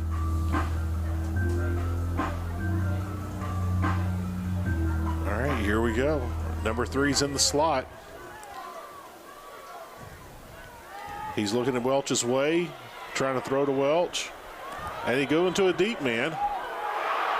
And did he hold on to it? He did. Wow, Heath. Unreal. And that 4 Tigers were in the area and laid a hard lick on him, and that's just outstanding, Brad. Yeah, just wow is all you can say. And great. I didn't see who brought it in, but nice job by the receiver. He got licked when he caught the ball, but he held on to it through the catch, through the end zone. And just exactly what you didn't want to happen. And I hope I didn't jinx the Tiger defense there with what I said. But, wow, that was impressive. 2 great pass catches. Back to back. Yeah, back to back. You probably won't ever see a catch like that in the high school level. You go seasons without seeing catches like that. And we saw 2 amazing catches on back-to-back plays. Just drops in the bucket. Yeah, the first one, again, Sean Scott had great coverage. He did everything but knock the ball loose. And just a great reception there. And then nice pitch and catch. And, again, 4 Tiger defenders standing in the end zone, and the ball falls somehow right in between all 4 of them and right in the hands of the wide receiver. And with just 19 seconds here, that's a big touchdown for D.C. And Tigers are going to have to, you know, see if they can make something happen here. Again, I can say it for D.C. I can say it for the Tigers as well. So let's see if maybe the Tigers can get a big return here on the kickoff and make something happen. See if they can't squeeze some points out. If not, go to halftime, talk about it, and regroup. Well, we know it's going to be a short kick. And let's see what's going to happen here. Usually these kicks end up around the 20. And this one's definitely not going to get anywhere close to the 20. Oh, no. Loose ball on the field. Let's see what's happening. That's going to be DC football. That's just it's not something you practice, Heath. I mean, the kick was so short, and I don't know that it necessarily was intended to be or not. But it doesn't matter. The kick was so short, it fell right in between the up man and the second tier man. And not able to hold on to it, and DC falls on it here. And they've got 1 timeout, 17 seconds, and they're inside the 40-yard line of the Tigers here. Be an absolute backbreaker here if the Tigers give up another score before halftime. Got to keep DC off the board here. Good news is Tigers will get the ball first coming out from the locker room. So they get ball first, second half. Right now you've just got to find a way to survive these 17 seconds. Pressure by the D-line, getting back there. Had to get the ball out quick. Falls incomplete. Only ran off 3 seconds on that play. Seems like more than that would have run off, but 14 seconds remaining here. 1 timeout left for DC. Second down and 10. Tiger 36-yard line. 2 receivers to the left. Welch going deep. Pocket collapses here. He's in trouble. He's looking for anything. He's bought himself some time.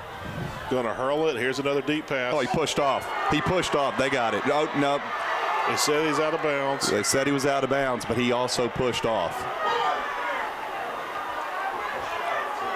They're talking about it. Okay, they're going to say he's out of bounds, but my goodness, he put 2 hands in the back of the Tiger defender. I couldn't tell if that was JoJo Newberry.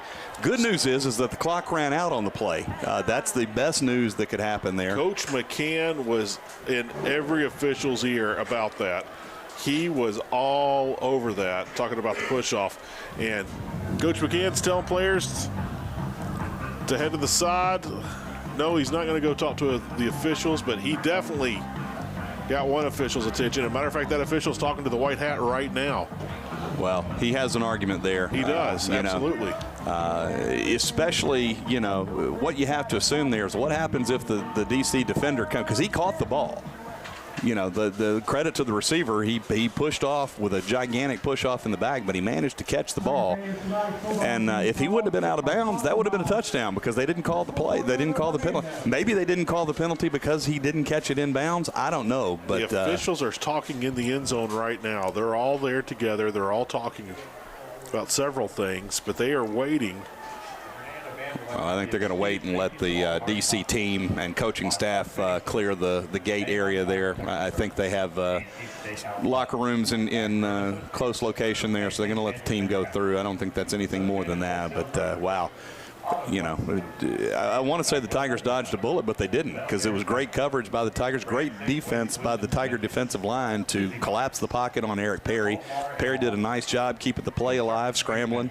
Nice job getting the ball into the end zone, and boy, I tell you, that could have been a lot worse for the Tigers, but as it is, they go down into halftime down 21-14. Thursday Night Lights here. Big game. Glad to have you along. Well, Hernando's a small town. We all hear news, especially good news, when it travels fast. And last weekend, Brad, the Hernando band, Herbando, as they love their hashtag, the Hernando band traveled up to Indiana. They traveled up to the great city of Indianapolis. They're at Lucas Oil Stadium where the Colts play.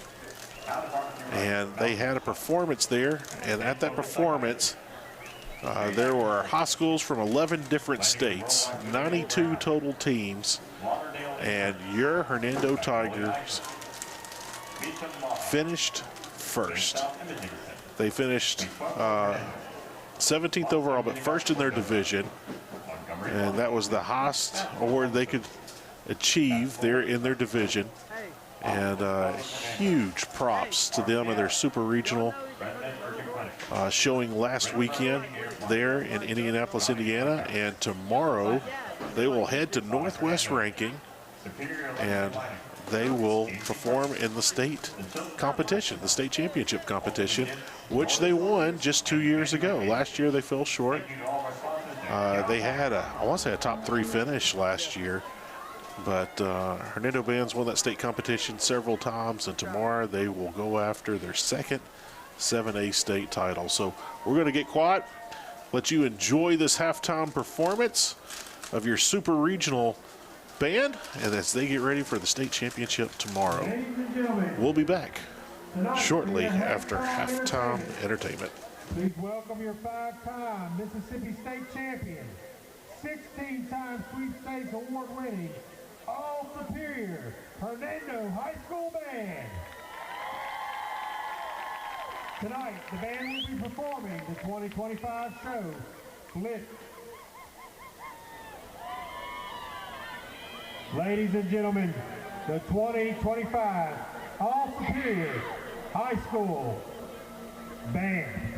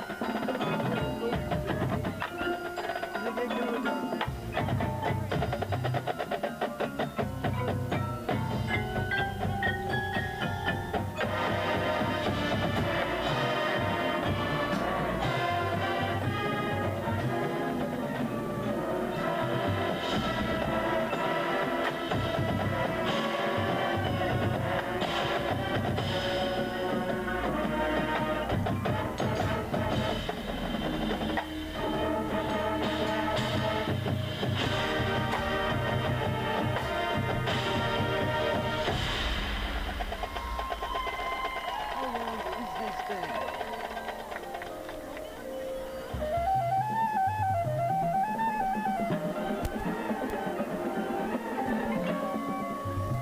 what position is this?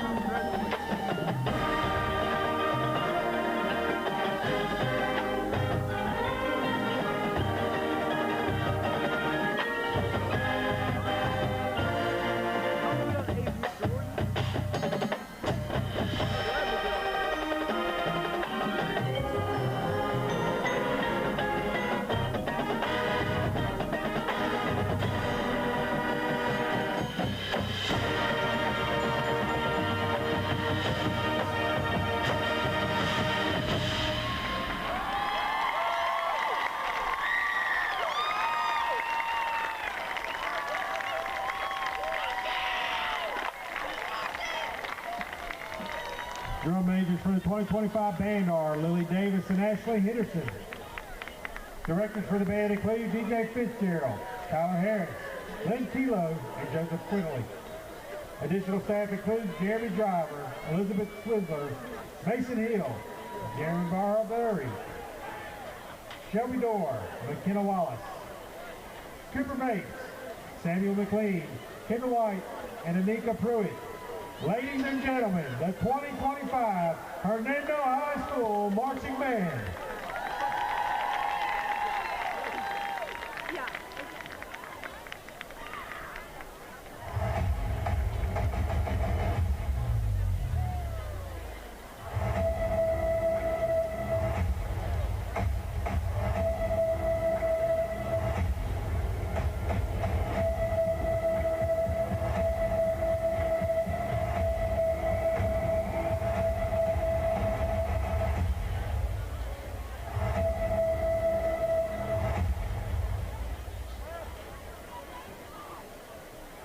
Hi, this is Mayor Chip Johnson. On behalf of the Board of Aldermen, I want to welcome you to the new and beautiful Hernando Tiger Stadium.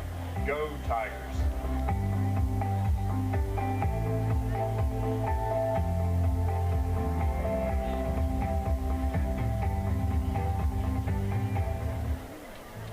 There's a lot of banks out there, but there's not many like Southern Bancorp. You see, we're more than a bank in both who we are and what we do. Sure, we offer accounts and loans for you to bank and borrow for today, but we can offer...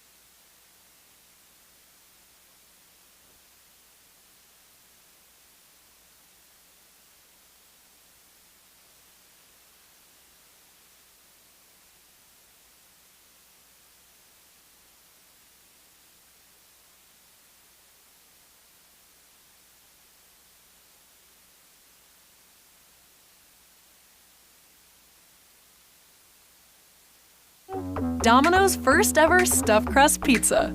It's our buttery tasting dough with melty cheese made from 100% real mozzarella stuffed into every bite of crust, baked to golden perfection and finished with our signature garlic seasoning and a sprinkling of real Parmesan.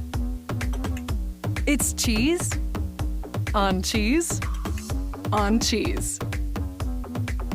Try Domino's first ever stuffed crust pizza tonight.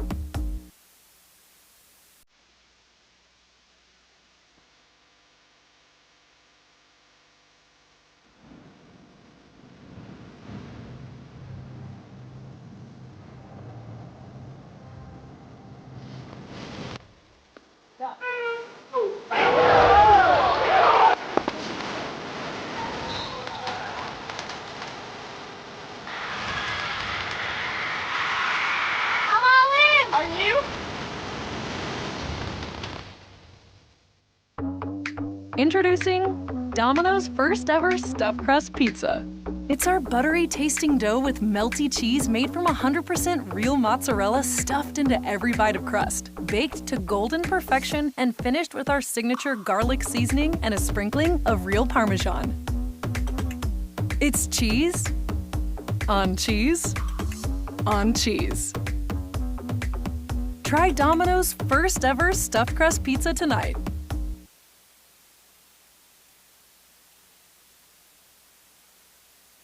We look forward to 4 generations of business. Kurt can.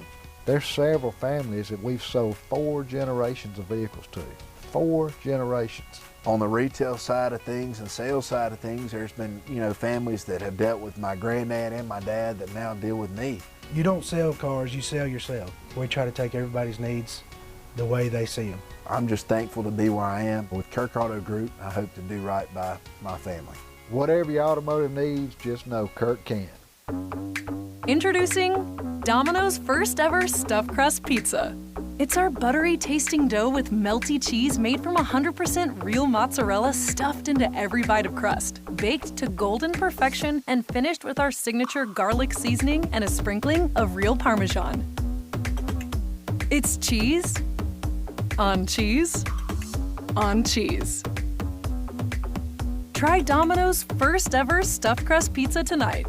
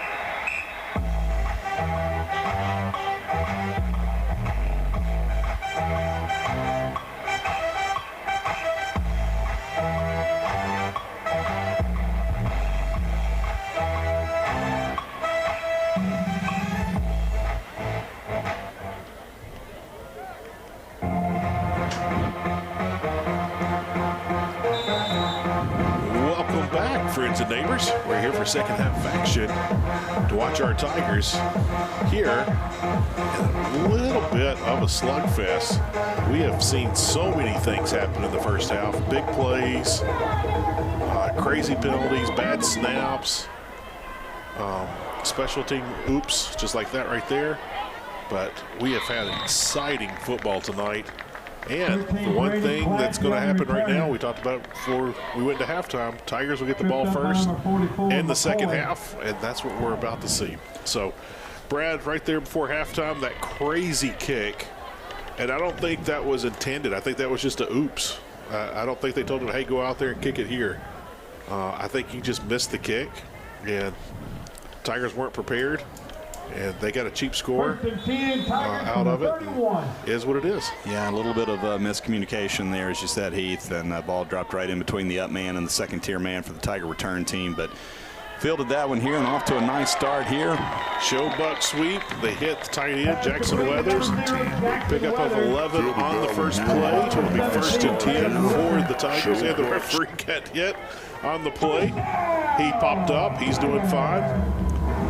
Yeah, that was big Jackson Weathers out of his tight end position there, and he almost took out the umpire there. Did take out the umpire, but he hops back up. Tigers have it 1st and 10. Nice start to the opening drive of the second half here. And hopefully the Tigers, you know, I'll tell you, Heath, I think the Tigers have to be the next team to score, even if that's just a field goal. If in any way DC is the next to chase the game, yes. Yeah, you don't, because then you have to, exactly, a great way to put it, you got to start chasing the game at that point. Even if you just get a field goal out of this, you need to be the next team to score and keep this within a one-possession game. DeSoto Central applied pressure on the opening drive. Hernando answered it with their opening drive. DeSoto Central came back. First two drives for DeSoto Central, they were throwing the ball all over the yard. And then we started seeing them keep it on the ground. They drove the entire length of the field, almost ate up the entire second quarter. Gain, 3rd down and 9. Just grounded that clock all the way down, missed the field goal. And Tigers were trying to make something happen. They didn't. And then the crazy misfortune happened on that kick. And that's where we are now. Yeah, big 3rd down here again, Heath. Need to keep this drive alive here. Tigers looking to go through the air, got a man in the flat. And wow. It was there. Pass intended for number 16, Adrian Mears. Things just didn't happen for the Tigers, so that's going to bring up a 4th down. Well, now we're going to see Elston check into the game in punt formation. 10:24 left on the clock. Tigers run off just 1 minute and 36 seconds of game clock. Yeah, tough to watch that play there, Heath, because if Adrian Mears catches that cleanly, he has the 1st down and a lot more. But wasn't able to bring the ball in, and as you said, brings Will Elston on the field to punt. Cade Rogers, number 0, back deep, standing inside the 15-yard line. Oh, there's a guy off sides. They're not throwing the flag. And I saw that from all the way up here. I don't see. I mean, they would not have given the Tigers a first down, but I don't understand how that's two clear penalties, Heath, that have not had a flag thrown on them. We had a nice angle here from our vantage point in the press box. We were essentially looking right down the line of scrimmage there. That was easy to see. Clearly offsides, clearly in the neutral zone. Again, it would not have given the Tigers a first down. They would have likely had to punt anyway. But I just don't understand how how that flag's not thrown there. If you were paying attention to the footballs, each team provides their own football. Hernando football, very dark. The DeSoto Central ball, very light. We talked about that in the first half. Big pop right there, right in the ear hole. Big hit. Yeah, that was big. Heath Hammett, first time we've really called his name tonight, but he absolutely leveled. I believe that was Cade Rogers there on the carry for DC. Not before Rogers picks up a gain of 9, but nice hit there by Heath. And Tigers look to get a stop here. 2nd and 1 for the Jags outside their own 30-yard line. Heath has really filled in great when Kenneth Zero was out, and has really, really improved. He's added depth to this defense. Kenneth Zero, a hard hitter. Heath Hammett, a hard hitter. So no matter who you got in that spot right there, that linebacker spot, there's a lot of pain coming from that direction. Yeah, it looks like we're going to have a illegal procedure against the DC Jags here. Going to push him back 5 yards, brings up 2nd down and 6. You know what I love about Heath? He's got that jersey tucked up under his shoulder pads like they used to do back in, again, we go back to the 1900s. Back in the 1990s, those big University of Miami teams that those linebackers all wore those cowboy collars and tucked their jerseys in and with the exposed midriff, and it's just it's a cool look, but you got to back it up with your play, and I tell you what, Heath Hammock certainly does that, and he hits hard enough to wear his jersey like that, I guess you could say. Big 3rd down here for the Jags, 3rd and 3 at their own 30-yard line. Tiger defense. Yeah, Colton Massey has checked in. You're right, Brad. Let's see what Colton Massey and Jackson Weathers have on this play. Scooter's out there as well. Caleb Hickman, those 4 guys right there in your picture. Let's see what they bring to the table right here. And almost had him. And Brad, that was that situation there in the 2nd quarter. They get them in the backfield, they escape, and they just fall just enough forward to get that first down. It happened over and over and over. Yeah, Caleb Hickman got his claws into the runner there for DC. Not able to bring the runner down, as you said, Heath. He falls forward past the line of gain. 1st down for the Jags. Good block downfield by DeSoto Central. Excellent block. And that's what made that play happen right there. It was a good pass, good catch, but that block really was impressive. Yeah, that was Peyton Williams, number 9, with a good block there, who is a fantastic wide receiver. But when you're out there blocking for number 3, Tomias Welch, all he needs is just a hair of a block, and he's off to the races, as you saw there. Jags take the ball across midfield, set up shop at the 47-yard line of the Tigers, 1st and 10. Stutter step there in the backfield, waiting for that hole to open, let the play develop. Great patience shown by DeSoto Central. Exactly, just getting ready to say that, Heath. Cade Rogers showing outstanding patience there. Let the shenanigans up in the trenches, let it shake out, find a hole, be patient, and once you see it, hit it. And a nice 5-yard run there for Cade Rogers, and again down to the 42-yard line. 2nd and 5 for the Jags. Clock under 8 minutes here in tonight's 3rd quarter. Talking to Coach McCann before the game, said they had a good week of practice. He said Lawson and Kenneth Zero had a great week. He mentioned Heath Hammett has come a long way in the past couple of weeks. He's been very impressed with this play lately. And right there on 2nd and 5, they fall forward. But he also mentioned Jordan Van Avery. He's put in some work. Bobby Williamson has gotten better each and every single week. So he's looking to hopefully get him out there. So, you know, it's been a good week of practice. A lot of distractions with it being Halloween week. You're playing on Thursday night, the weather change, all the rain. There's a lot of stuff going on, but it was a great week of practice. Tigers have played good all night tonight. They've just been a step behind on some plays.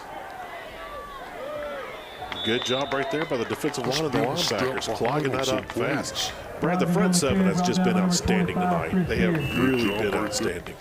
Well, your defense has played pretty well, other than a couple of big plays there. Those 2 big catches at the end of the first half, I just go back to those.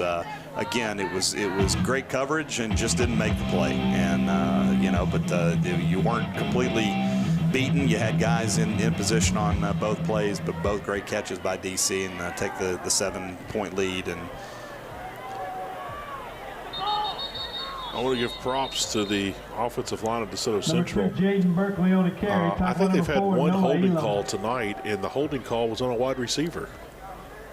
Yeah, just that one play out of the wide receiver on the wheel right out of the backfield. Going to bring up 3rd and short here. Big down for the Tiger defense if they can somehow hold them and maybe even force a loss of yardage here. But Tigers have been in this situation all night long, and it seems like DeSoto Central gets met in the hole or at the line of scrimmage. They just happen to fall forward and get the first down. Or they try to work one of the ends. Man in the backfield slows him down. He escapes, gets the first down. Got to watch the hard count. Well, they didn't go with the hard count. He's met in the backfield, and he falls forward again. We have seen this over and over and over. Carry, tackle by 6, Caleb Hickman. Yeah, nice job by the running back there. I believe that was number 2, Jaden Berkeley on the carry. Run's good for a Jaguar first down. As you said, Heath managed to stay on his feet just long enough and then fall forward for the first down. And 20-yard line, 1st and 10 for the Jags. Clock ticking here in the 3rd quarter. We're now under 6 minutes, 5.5 minutes to go in tonight's 3rd quarter. Brad, they haven't really thrown too many passes. I thought that ball came loose for a second, but my eyes were deceiving me. Perry on the quarterback keep. I thought that ball came loose for one quick second, but I saw that it didn't. Nice little pickup there. It'll be 1st and goal just inside the 10-yard line. You know, when we were talking to Coach McCann before the game, he said you got to know where number 1 and number 0 are on the field at all times. And, Brad, we have seen a steady dose of those 2 tonight. Well, Eric Perry there, the quarterback on the Auburn commit on the carry there, and you know, you look and he's ducking behind the lineman, and then literally a 1/10 of a second later you look and he's 5 yards down the field and into the defensive secondary already. Just doesn't need much room at all here on the jet sweep around the right side. Tiger defense in good position there. Going to get a stop. Bring up 2nd and goal from the 6-yard line. Number so 3, Welch on the Tiger carry. defense, you almost have to hold them to a field goal try here. And I'm not even sure if Coach Will Wolf wouldn't, if this isn't 4-down territory, go for it. for Coach Wolf and his Jags. But you know, could really use a turnover or maybe a big penalty here. But Tigers need something to break their way here in the next couple of minutes here to avoid going down 2 scores. Here we go. Stutter stepped in the backfield, met the backfield, dropped where he was. So nice play by the Tigers. It's going to bring up a 3rd and long situation. You know, something about this DeSoto Central team, in all their wins, they've scored 28 or more points. And so I think that was kind of the magic number that the coaching staff was hoping is kind of keep them under 28. And we're kind of referencing it here right now, Brad, that we know they can score quick, but they've really been showing out on the ground. Again, those first 2 drives, we talked about it earlier in the broadcast, was nothing but throwing the ball all over the yard, dinks and dunks. And since then, they've just grinded it out. And there's a corner out. And it looks like he was out of bounds. There's a flag. And now they're going to call pass interference there. And I'm not. Oh, there's a little extra going on, too. Yeah, I'm not sure that I agree with the. I wonder if we can get a replay on that last play. I don't know. Let's see what the call is here. It's flag on pass the interference. It is against the Tigers. So that's going to put the ball on the 1-yard line. And that's really a big penalty there, Heath, because that could have been 4th and goal from the 9. Now they're going to get the ball at I don't know if it's at the 1 or if it's half the distance. Looks like it's half the distance, but the most important thing is it's 1st down and goal from inside the 5. And you know, your defense did a great job on 3 straight plays there, and then you know, get what could be argued. You know, you catch that pass interference. You don't catch the offensive pass interference earlier in the game against the DC. So a little frustrating for the Tigers, but keeping it on the ground. finding a way Number in. 0, Cade Rogers on the carry And he in for a breaks the Jaguar plane for touchdown. a touchdown. Yeah, Cade Rogers out of the Wildcat formation there, able to find the end zone, and now the Jags have gone up 2 scores, and now you're in a must-respond situation for the Tigers when they get the ball back on offense, and got to make something happen on this very next drive. Clock ticks. We're down under 3.5 minutes to go, just over 3 minutes to go in tonight's third quarter, and time is running short, and the Tigers need to get something on the board here quickly. The extra point is good. 3:25 left in the third quarter. And DeSoto Central ran a lot of clock right there, Brad. Ran about over 10 minutes. So just a shade over 10 minutes on that drive. And DeSoto Central trying to shorten the game. And they take a 2-score lead. And that's, as well, you actually said it, Brad. We talked about it earlier. You're chasing the game now. Something that Hernando did not want to do. And 28 points is that magic mark for DeSoto Central. When they score 28 points or more, they usually win the game. So Tigers have now got an uphill fight. They got to find some things to get going and get going fast for the offense. You know, when we talked to Coach McCann, we asked him what stood out to him, last game and here the last few weeks. And he mentioned that they scored the most points against Lewisburg, but he said he thought it was the worst showing of the year. He thought they did some very uncharacteristic things on offense and defense, but they scored the most points that night. High kick to the up back, catching it at the 30, return it to about the 34-yard line. But he said, shockingly, you don't find momentum after a loss, but they did. They found momentum after the Tupelo game. Things really started coming together. And he said, the team's just playing really hard right now. They've been doing that tonight. We have seen how physical the Tigers have been up front. We have seen how physical the front seven's been on defense. So here, the Tigers, a little bit of an uphill battle. Kind of want to score quick, but still plenty of time left.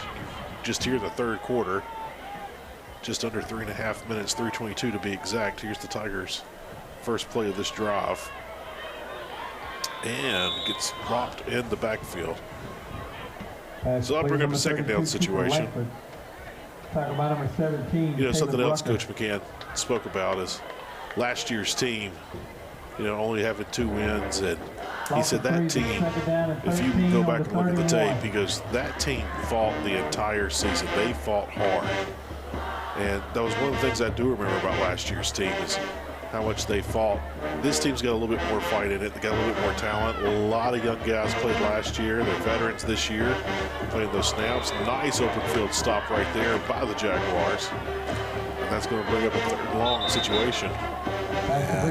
Looks like Cooper Langford's down on the play there. He's going to jump up to his feet. Looks like a lower leg injury there. He's back on his feet. He's hobbling off the field on his own power. That's good to see. But also, you got to bring him off the field now. And look like you run in number 4, Noah Elam again. Terrence Walton is already out tonight, so no Terrence and now no Cooper Langford. You turn to Noah Elam in the backfield as you're running back here alongside Asher Lawson. And Tigers really up against it now. 3rd and 11. Need to do something here on this drive. 3rd and a long 10. Trying to make something happen. And Brad, it's just amazing to see. We know this DeSoto Central team is quick, but when we're on defense, we get them in the grasp of our fingertips and they fall forward. And when we are on offense, we're in the grasp of their fingertips and they bring us down. It's just, we are just a half step behind on both sides of the ball tonight. Yeah, it's a good observation, Heath. Need a good punt here from Will Usselton and see if the defense can't make something happen here. A little bit of a low snap. Usselton handles beautifully. Nice kick. That was trouble, but he comes down with it. And Coach McCann talked about the injuries in the backfield. He mentioned in the meeting, he said, even with injuries, we're still rushing for over 200 yards a game. He goes, the O-line is really close to reaching their full potential. We have seen that tonight. O-line has looked great on many drives. He said the secondary has had so many injuries this year, but they're just playing with this great mentality, and it's kind of next man up mentality where it doesn't matter who gets injured or what happens or what happened to play before. The next guy out there is playing hard, and you always want to see that from your team, no matter what the scoreboard says. Saw it last year with the Tigers. You're seeing it this year with the Tigers. You're seeing it tonight. Yeah, you almost feel like your defense may need to make something happen here, may need to get a turnover or get a score here and get some momentum back on the Tigers side here. And an ideal situation would be a turnover and get the short side of the field. That would be ideal. Brought down by 13, Brady. But DeSoto Central has done a really good job of holding on to the ball tonight. No turnovers so far. Yeah, they've done a good job, and again, just very methodical. Looks like they are going to give them the first down there, and very methodical in the way they move the ball up and down the field. And as you said, Heath, they get 3 yards here, 3 yards here, and then they suck you in and they throw it over your heads and they're off to the races. And just a well-coached team. We know that. Coach Will Wolf, again, spent 8 seasons on the sideline in Hernando. Made it to the state playoffs 3 times, and so we know what kind of coach Will Wolf is, and we know they're going to be a well-coached ball team. And they got plenty of athletes on that team, and they use them in the right way. Not sure if we've got a timeout or a delay of game called here, but the play clock did expire. On the field, Jaguars. Looks like DeSoto Central did. Well, actually, they're pointing towards Hernando, which I'm not sure why the Tigers would have called. Now they're going to correct it there. Okay, timeout DeSoto Central. So there's no way that happened. Yeah, no, I'm not going to keep my mouth shut there, but I'm not sure. I know you get confused, but you know.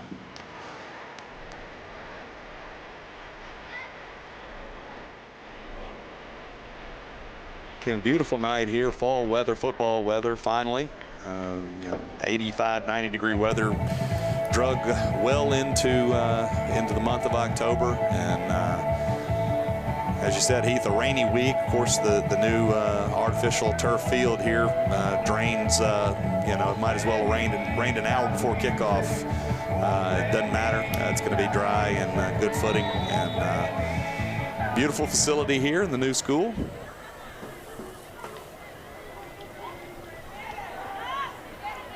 Waiting for that hole to develop.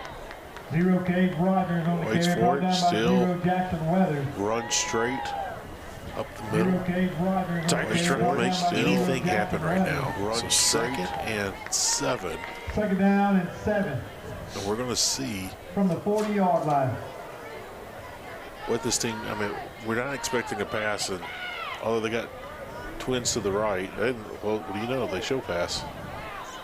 And Bradley's starting to dink and dunk again. Oh, I thought that was the ball. That was a helmet that came off. Pass. And Bradley's starting to That's a great play there. I thought that was the number ball. 12, Elijah Perry. Been battling an ankle injury all season. Well, not all season, but the last several games. Good to see him back and in top form there. A nice stop. Brings up 3rd down and 3. Big down here. If you hold them here, they're likely to punt and you get the ball back. Being in the negative side of the field in their own territory. But you got to get a stop here and get the football back in the hands of your offense. Well, we've talked about it the last several drives, and that's the end of the 3rd quarter. What we've talked about is they are just short of making something happen. The Tigers' defense is just short of making the stop, but lo and behold, the Jaguars, when they're met in the backfield or at the line of scrimmage, they just find a way to get one more step and fall forward for the first down. And it's happened over and over and over again. And hopefully the Tigers can get back there and just drop them. Brad, we got footballs being thrown up in the stands.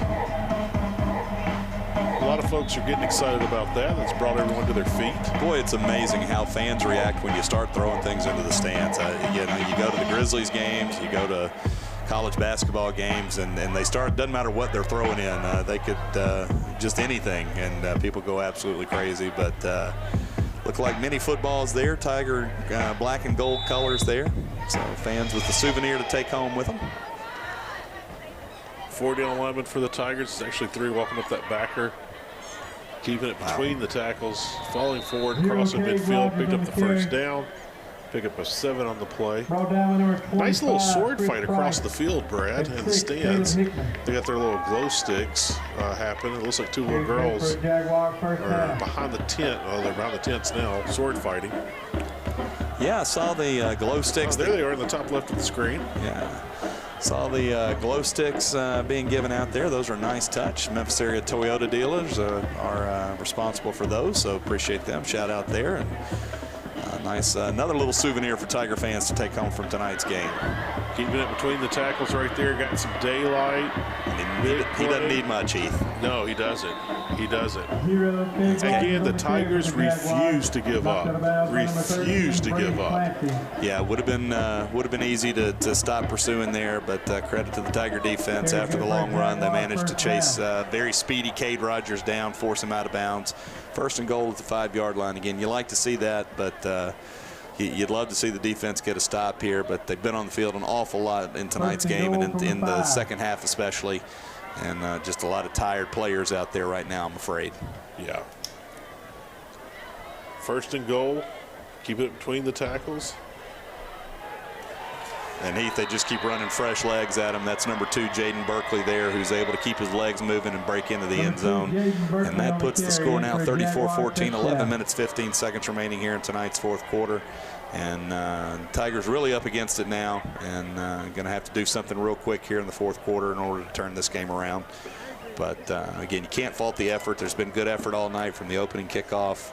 And Tigers just had a couple of things go the wrong way, and then the tsunami started, and that brings the score now, assuming the extra point here is good, 35-14. And it is. Point after the field by number So 32, 11:15 remaining in tonight's contest. And DeSoto Central is taking a commanding 35-14 lead right now.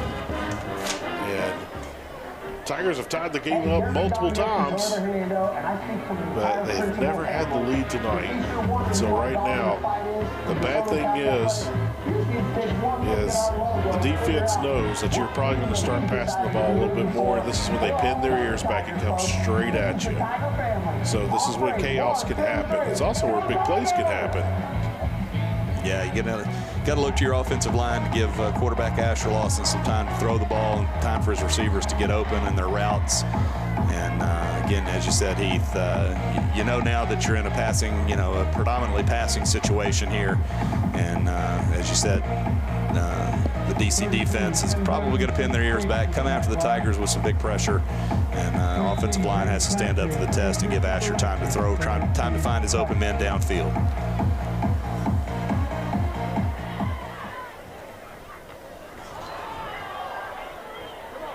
Here goes Brady Clancy down the left side. Brady is moving too. My Lord, it looks like we're watching that Clancy fast down the left side. He is moving too.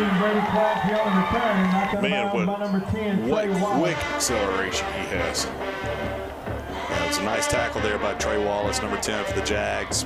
Not before Brady caught the ball around the 20. Well, actually didn't catch the ball, bobbled the ball, picked it up around the 25-yard line, and makes it down inside, just inside right at the Jag 40-yard line. First down, 10 yards to go. Tigers need to strike quick here and get points on the board quickly.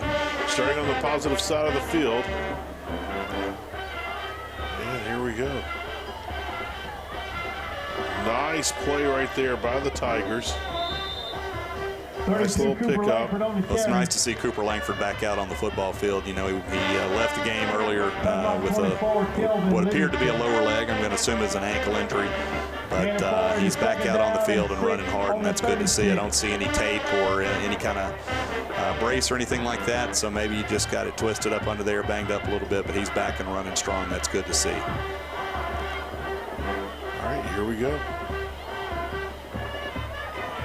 And DeSoto Central knows that play's coming. Tigers have ran that a couple of times tonight. DeSoto Central has been all over it. Yeah, again, that's Reese Canizero. As we said, Coach McCann wanted to get Reese out on the field and on offense. And he's touched the ball a couple of times tonight, but the Tigers do love that little misdirection inside handoff. And DC has sniffed it out at least twice. I believe they've run it 3 times, and they've sniffed it out twice for minimal gain. But Reese coming out of that flex bone, that H-back position there on the line. Jackson Weathers was wide open across the middle. Just got overshot. And Asher couldn't find him. It's going to bring up 4th down, and that's unfortunate because Tigers had 2 receivers out in the pattern, and the defender took the wrong one, but just not able to find Jackson across the middle, and the ball falls incomplete. And coming up close to the Tigers' last hope here if they don't pick up this 1st down. Really need to keep this drive alive here and keep the ball moving. Ball complete. Looks like he had the 1st. They're going to mark him short. Wow. That's absolutely a horrible call. Horrific. That is a horrible call. Horrifically bad. I mean, horrifically bad. I often wonder, Heath, how the linesmen. Looks like they're going to correct it. Looks like they're going to correct it. They are going to correct it here. Well, if it's where the white hat is pretty much standing right there. I'm not sure, Heath. I'm not sure. I think they've already moved the. They're giving the ball back to Hernando. No, this is going to be DC's ball here. Horrifically spotted. Yeah. Absolutely poor and pathetic. Yeah. I said it. I stand by it. I will not apologize for it. Yeah, that was not a good call there. We don't have the best vantage point, but on that one he may not have gotten the 1st down, Heath, but he got a lot farther than where the ball was spotted. So that was absolutely horrifically terrible. It may not have changed anything in the ball game, but that is just really, really bad. Well, again, it seems to be a developing pattern out there. But anyway, looks like DC is going to get some backups in the game here. That was number 25 for DC on the carry there. That's Christian Wilborn. In the game. Imagine we've probably seen the last of Cade Rogers tonight. I'm really surprised that Eric Perry Jr. is still out there. But looks like you're going to see some backups in the game for DC now to get some snaps and some reps. And, you know, Tiger defense needs to stand proud here and not give up. Need to try to take the ball away and see if they can make something happen. You know, I know it's tough for officials. The only time you call them out is when they do something wrong. You never praise them when they do something good. And the officials have done some things, but that spot. I don't understand how you're right there and just. Well, he wasn't right there, and that's the thing. That's the problem. That's true. He was coming in late. He was coming in late. In my opinion, coming up the field. My opinion, out of position. But anyway, I'll soften my stance and say that he may not have gotten the 1st down, but he certainly got more than where the ball was spotted. Regardless, too little, too late now. Really deflating for the Tiger team, but may get the ball back here. It's going to bring up. They're going to hold DC short here. I don't know what Coach Will Wolf will do. He's liable to leave his offense out on the field and go for it here and put a nail in the coffin. But looks like that's what's going to happen here. Watch for the hard count. I expect them to come out and try that. Well, I expect they're going to use every second of the play clock here and may call a timeout and talk about it. We'll see what Coach Wolf elects to go for or go with. But offense is currently on the field, and they're going to bring a jumbo package in here. I just noticed the play clock. It goes from 14 to 12, but it stays on 14 for a while. I just not noticed that here at the new stadium. Number 1, it's good eyes there, Heath. Maybe it's like elevators, you know, and skyscrapers. It's on the 13th floor. We don't want to have a 13. Might not be. Not sure I've ever noticed that. But 1st down on the play for DC there. Eric Perry on the keeper, gets the 1st down and keeps the drive alive, keeps the DC offense on the field. And now they're going to go into clock burning mode here. They're going to run all 40 seconds off in between each play and really melt the clock here away in tonight's 4th quarter. Well, when we talked to Coach McCann in our meeting this morning, I asked him, I said, what is some things you just do not want to see happen tonight? First thing he said was turnovers. Hernando had one. Pre-snap penalties. Hernando's had that a couple of times. Big runs, big plays. And he followed it up with this quote: if we don't stop them from their big plays, it's going to be a long night. And so Central, they dink and dunk, they run between the tackles, and then they just get a tad bit of sunlight, and they make it happen. Big Colton Massey there. He's not going to give up, and I wouldn't expect any less from the big young man there. Nice stop, going to bring up 3rd and 4. Yeah, Heath, you know, we do have the one turnover, but it's the ball was on the turf a lot in the first couple of drives, and even though it didn't result in turnovers, it did result in 10+ yard losses on each of the plays, and that's just devastating, because then you're starting to drive. Not only are you not ahead of the sticks, as they say, but you're 15 yards behind the sticks, behind schedule, and it really limits the playbook and what you can call. So Tiger defense, again, really proud of this defense here. They're not quitting. They're not giving up. They're going to bring up another 4th down. I imagine Coach Wolf is going to go for it again here. Brings up 4th down. He's looking to salt this game away and at least run more clock. He may run the clock down here and ultimately call a timeout. And now he's going to send the punt team out. So 4th and 3 for the Jags, just inside midfield at the 49-yard line. We got to get off the field. Now the Tigers are going to have to burn a timeout there, and that's frustrating. Yeah, I'm not sure what the rule is in college and pro football, Heath. When the offense subs, the defense has to be given time to match up. I'm not sure if that's a rule in high school or not. It's not a rule tonight, so I'm not sure what the actual rule is, but it apparently is not a rule here tonight, as the Tigers were late not late. They reacted to the punt team coming out. They tried to get their punt fielding team, their punt return team out on the field, and unfortunately Coach McCann had to burn a timeout to keep the penalty, the illegal participation, 12 men, more than 11 men on the field penalty from happening and giving the 1st down to DeSoto Central. But you hate to burn a timeout there. Only 5.5 minutes. It may be a moot point at this point anyway. Now it looks like they're going to send the offense back out after all of that. And that's just gamesmanship. Nothing wrong with that. That is, well within the purview of Coach Wolf to do, but just kind of an unfortunate situation again. I'll have to look at the rules on that, but I was under the impression that the defense was given time to respond once the offense substituted. So I've always thought coaches that make you burn timeouts were great coaches, great schemers. So there's the pooch punt that we were told that would happen. So, yeah, they did punt, Brad. They did it out of pooch. They showed so many different things. Got Hernando to waste a timeout. But as I was saying, great coaches find a way to make you, and that's at all levels of football, college, pro. They make you burn those timeouts. And when you need them, you don't have them. And I've always been so impressed with coaches that are coming up with ways to make you burn timeouts. And that's just one of those things that happens in football games. Doesn't mean you weren't prepared, or doesn't mean this or that. It just means they kind of out-schemed you and came up with an idea, and sometimes it works, sometimes it doesn't. But right now, after the pooch punt with 5:24, Tigers take over 1st and 10. The pass was there, falls incomplete. It will bring up 2nd and 10 for the Tigers.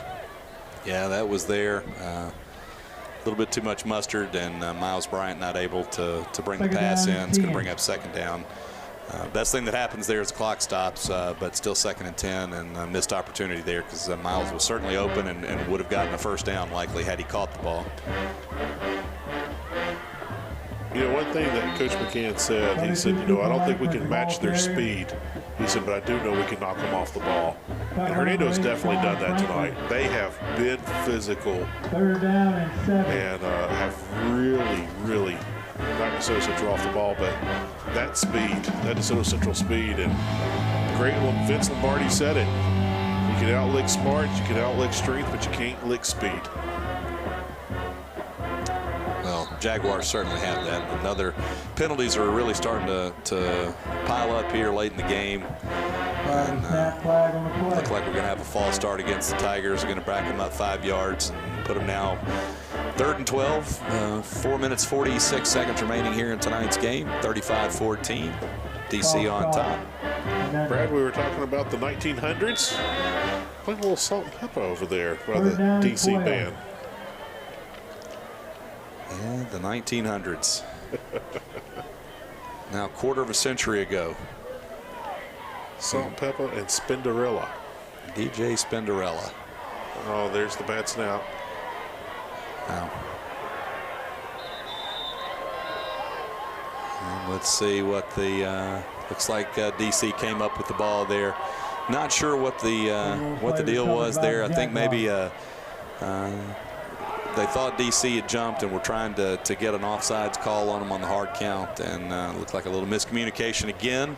That's the third or fourth of the similar situation on a bad snap there, where it looked like maybe Asher wasn't ready, or maybe it was a little bit outside of his reach. But anyway, this time the Tigers lose the ball and put the ball on turf again on a bad snap and lose the ball this time. DC is going to take over 1st and goal inside the Tiger 5-yard line, and that's going to pretty much seal it for tonight. Again, you'd love to see the Tiger defense have a little pride and get a stop here, but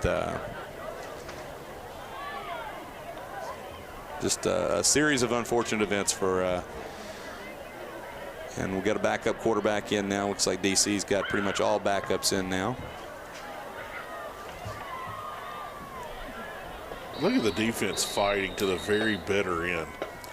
Props to the defense. Yeah, that's good to see. That's good to see. Quarterback James LaFoe is checked in, number 18 for DC. He's the one who had the pooch punt earlier that gave the ball back to the Tigers, but he's now in at quarterback. And I imagine we've seen the last of Eric Perry Jr. and the last of Cade Rogers, two fine football players. We told you at the beginning of the broadcast that they had a two-headed monster, and they lived up to their billing tonight, that's for sure. We don't have any stats in front of us, Heath, but I'm sure they're impressive for both players, and they're both outstanding, and they are as advertised, that's for sure. Scooter Rayburn back there in the backfield waiting on the defender, and he did not want anything to do with Scooter. Ran away from him. Yeah, Reese Canizero finished him off there, and again, you like to see what's happening here with the Tiger defense, playing with pride, not wanting DC to get in and get another score, and you love to see that. But Tiger defense has been on the field a lot tonight, and a lot of tired guys out there, and it's really starting to show here. But they're doing a great job. See if they can't keep them out of the end zone for a couple more plays. I won't be shocked if we see a little pass play here. Nope, they're going to keep it on the ground. And it's Christian Wilborn on the carry. He's into the end zone for the touchdown. And it's amazing how fast the tide can turn in a football game at any level. But, just a couple of things go the wrong way, and you look up and you're down 4 scores suddenly. And you really wonder how you got there, and you go back to that very end of the second quarter, end of the first half. You just tied the ball game, less than 90 seconds to go in the half, and then you somehow you let DC go the length of the field and get a touchdown right before halftime, and really kind of take back the momentum that you had just grabbed. And you're down 7-0 going into halftime, and now you look up, and the lead has been extended to 42-14 with 3 minutes to go here on senior night at brand new Hernando High School, Hernando, Mississippi. Thursday night lights. Glad to have you along at home. Rough night for the Tigers here, and great job by Coach Will Wolf, again, former Hernando coach. Spent 8 years on the Hernando sidelines. It's in his, I believe, 3rd season at DC now, and he's got a good football program.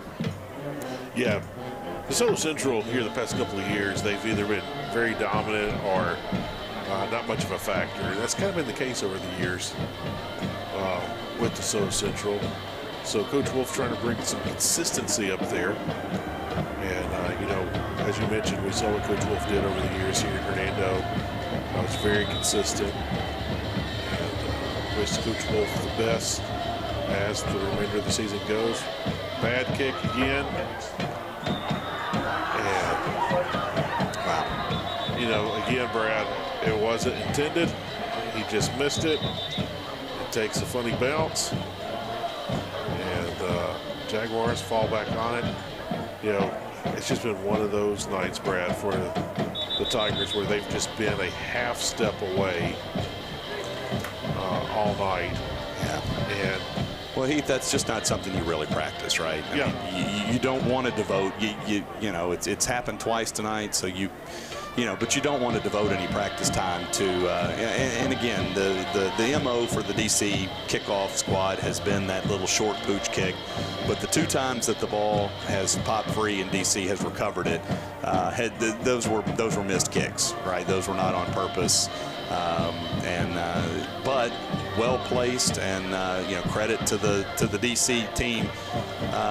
Looks like we got a penalty here, possibly. Not sure what the call is. I believe he showed ejection. I think some frustration happened. I did not see who did it and what happened. Well, we're going to kick off again here. I'm not yet. Looks like we got one player who has been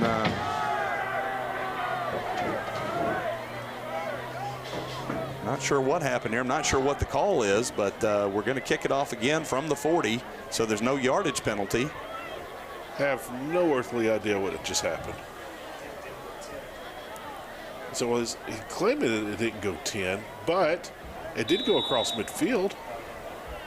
Yeah, I'm not sure what and with no penalty here, I'm not sure exactly what the call is, but Tigers are going to benefit from it anyway here. Brady Clancy going to field the ball inside his 25-yard line and gets out across the 35. So Tigers are going to maintain possession, but I'm not exactly sure what the call was. Again, no penalty assessed against DC, no yardage penalty. I guess maybe the penalty is that they had to re-kick.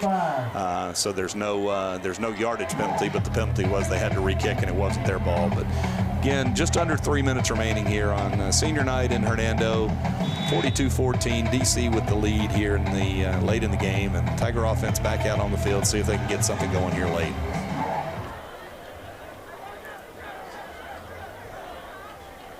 Well, the crazy thing is, Brad, for the younger Tigers out there, they got school in the morning. Yeah, that's you move these late October, early November games. A lot of times they get moved to Thursday night, it's especially this year with Halloween falling on a Friday night. Happy Halloween to all of our viewers at home. And hope tomorrow night is filled with fun and candy and excitement for the kiddies, and hope everybody has a safe and happy Halloween. And again, Thursday night lights here. Got Thursday night lights again next week as the Chargers come to town here in Hernando.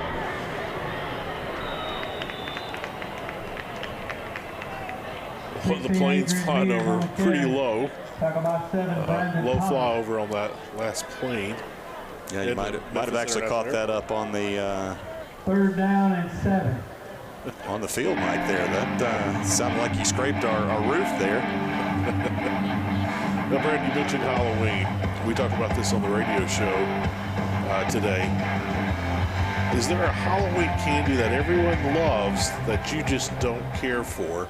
Mine was Butterfinger. Butterfinger are okay, but that'll be the last thing I pick up. Nice pitch and catch there for the Tigers, and then Miles Bryant catches the ball for the first down across midfield at the 48-yard line. Tigers trying to get something going here late in a last-ditch effort to get some more points on the board. Heath, I don't turn a whole lot of candy down, my man. I certainly have my favorites, but there's nothing that I'm at. I don't like licorice, but licorice is not a big. Okay. Licorice is kind of more of an Easter. Christmas and Easter candy. Not a big licorice fan, but anything that's chocolate, anything fruity type, Starburst or jelly beans or anything like that, I'm a big fan of. What about Almond Joy and Mounds? No, I'm a coconut guy. Love Almond Joy. And I will say Almond Joy is one of those things there is no gray area on, much like candy corn, right? Right. Candy corn, you either love it or you hate it.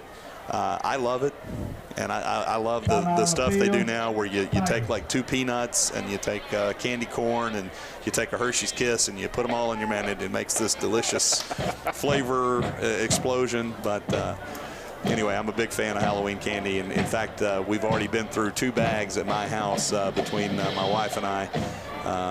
Just sitting there on the counter, and I happen to be walking by. I'm going to grab a Butterfinger. I'm going to grab a Snickers real quick, and the next thing you know, you're down 2 bags of candy, and it's still October 30th. So the wife was going to go by and make a grocery run, get some more tonight, stock up. We're going to head over to a friend's house. Don't have a lot of kids in the neighborhood in the part of town we live in, but we're going to head over to one of the more well-known houses in Midtown Memphis on Peabody Avenue, and hang out with some friends, give out some candy, and enjoy the nice weather. Maybe have some hot chocolate. Are you going to take a fire pit with you? Yeah, there will be a fire pit there. Not taking away. Nice play right there. And That's a nice pass across the middle from Asher Lawson. That's complete to number 19, Reed Sanders. And you love to see the Tigers not playing until the end here. Game is out of hand, but you'd love to see the offense executing out there. Nice pass from Asher Lawson to Reed Sanders for the touchdown. 48-yard touchdown, pass and catch. And that brings the score 42-20.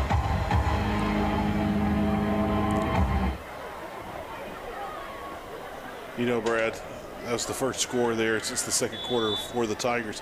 There was a time in the second quarter where the Tigers looked to take a 21-14 lead, had a turnover, and went against them, and then the wheels just kind of fell off from that turnover.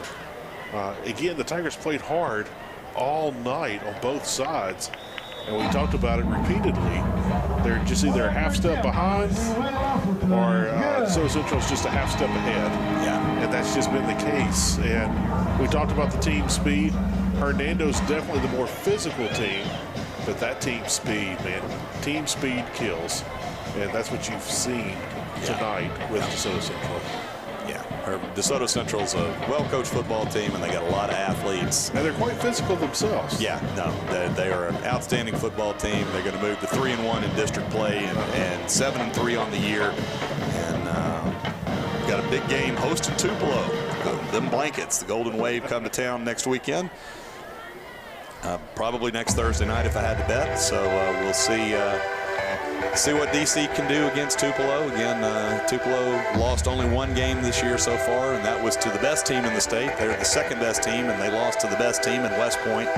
I'm not sure that, again, Heath, there aren't community colleges in Mississippi that wouldn't lose to Tupelo or West Point. You know, that gets overplayed sometimes. They always say, like, the Ohio State could beat the Browns. Well, no, that's not the case. Because at that level, every player was the best team on their college, or best player on their college team. Right. And but I honestly think that there are community colleges that Tupelo and West Point could beat. But anyway, big game at DeSoto Central next weekend. And then, of course, the Tigers host the Chargers next Thursday night here at the new school. We'll close out the 2025 regular season. And hope to have you along next. If you're not able to join us here in person, hope to have you along on the broadcast. Love to spend the evening with you. Now, Brad, was there a favorite Halloween costume you had growing up? Is there one that stands out that you just remember? No, not one that I remember. I usually did homemade costumes. Oh, we all did. And, you know, one time I remember I had on a black trench coat and some sort of gorilla mask and, not even, just putting something on to say that I had something on. And other times was more creative, but no, can't really. I will say I have a very creative wife when it comes to Halloween costumes, and she usually picks out my costume. This year we went as characters from The Mummy. Oh. Imhotep and Anuk-Sunamun. And can you spell those? I can spell Imhotep, not Anuk-Sunamun, but anyway, there's pictures out on Facebook, and I think my profile is public, so if anybody wants to see them, go check them out. My wife was stunning. I'm not sure about myself there. So that's the end of tonight's game. Clock ticks down, 8 seconds to go. And DC's going to take the game tonight. But a nice effort from the Tigers, and they fought till the end, and things didn't go their way tonight. And that's a well-coached ball club in the white and purple and gold. And we know Coach Will Wolf is a great coach. Did a great job. Well, that will do it for senior night. Final score is, was, and forever shall remain DeSoto Central 42, your Hernando Tigers 21. But score a little bit misleading. Tigers were so close that they were just a half step behind. But definitely DeSoto Central's athleticism and speed definitely took advantage of this game. DeSoto Central was physical, brought the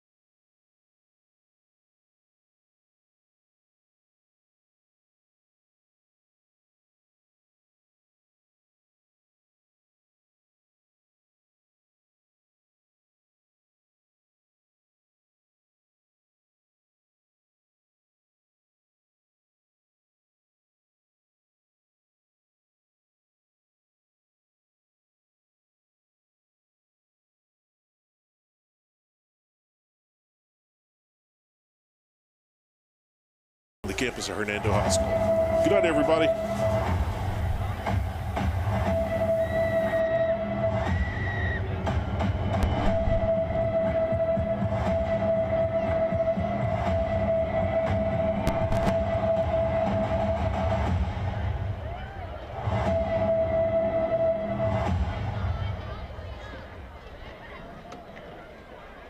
Hi, this is Mayor Chip Johnson. On behalf of the Board of Aldermen, I want to welcome you to the new and beautiful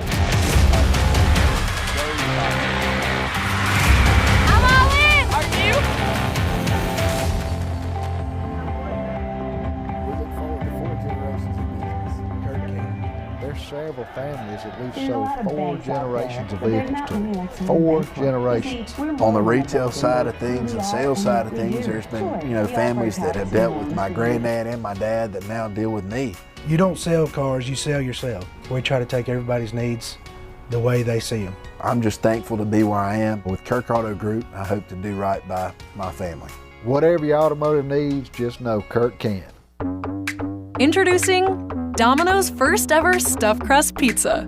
It's our buttery tasting dough with melty cheese made from 100% real mozzarella stuffed into every bite of crust, baked to golden perfection and finished with our signature garlic seasoning and a sprinkling of real Parmesan.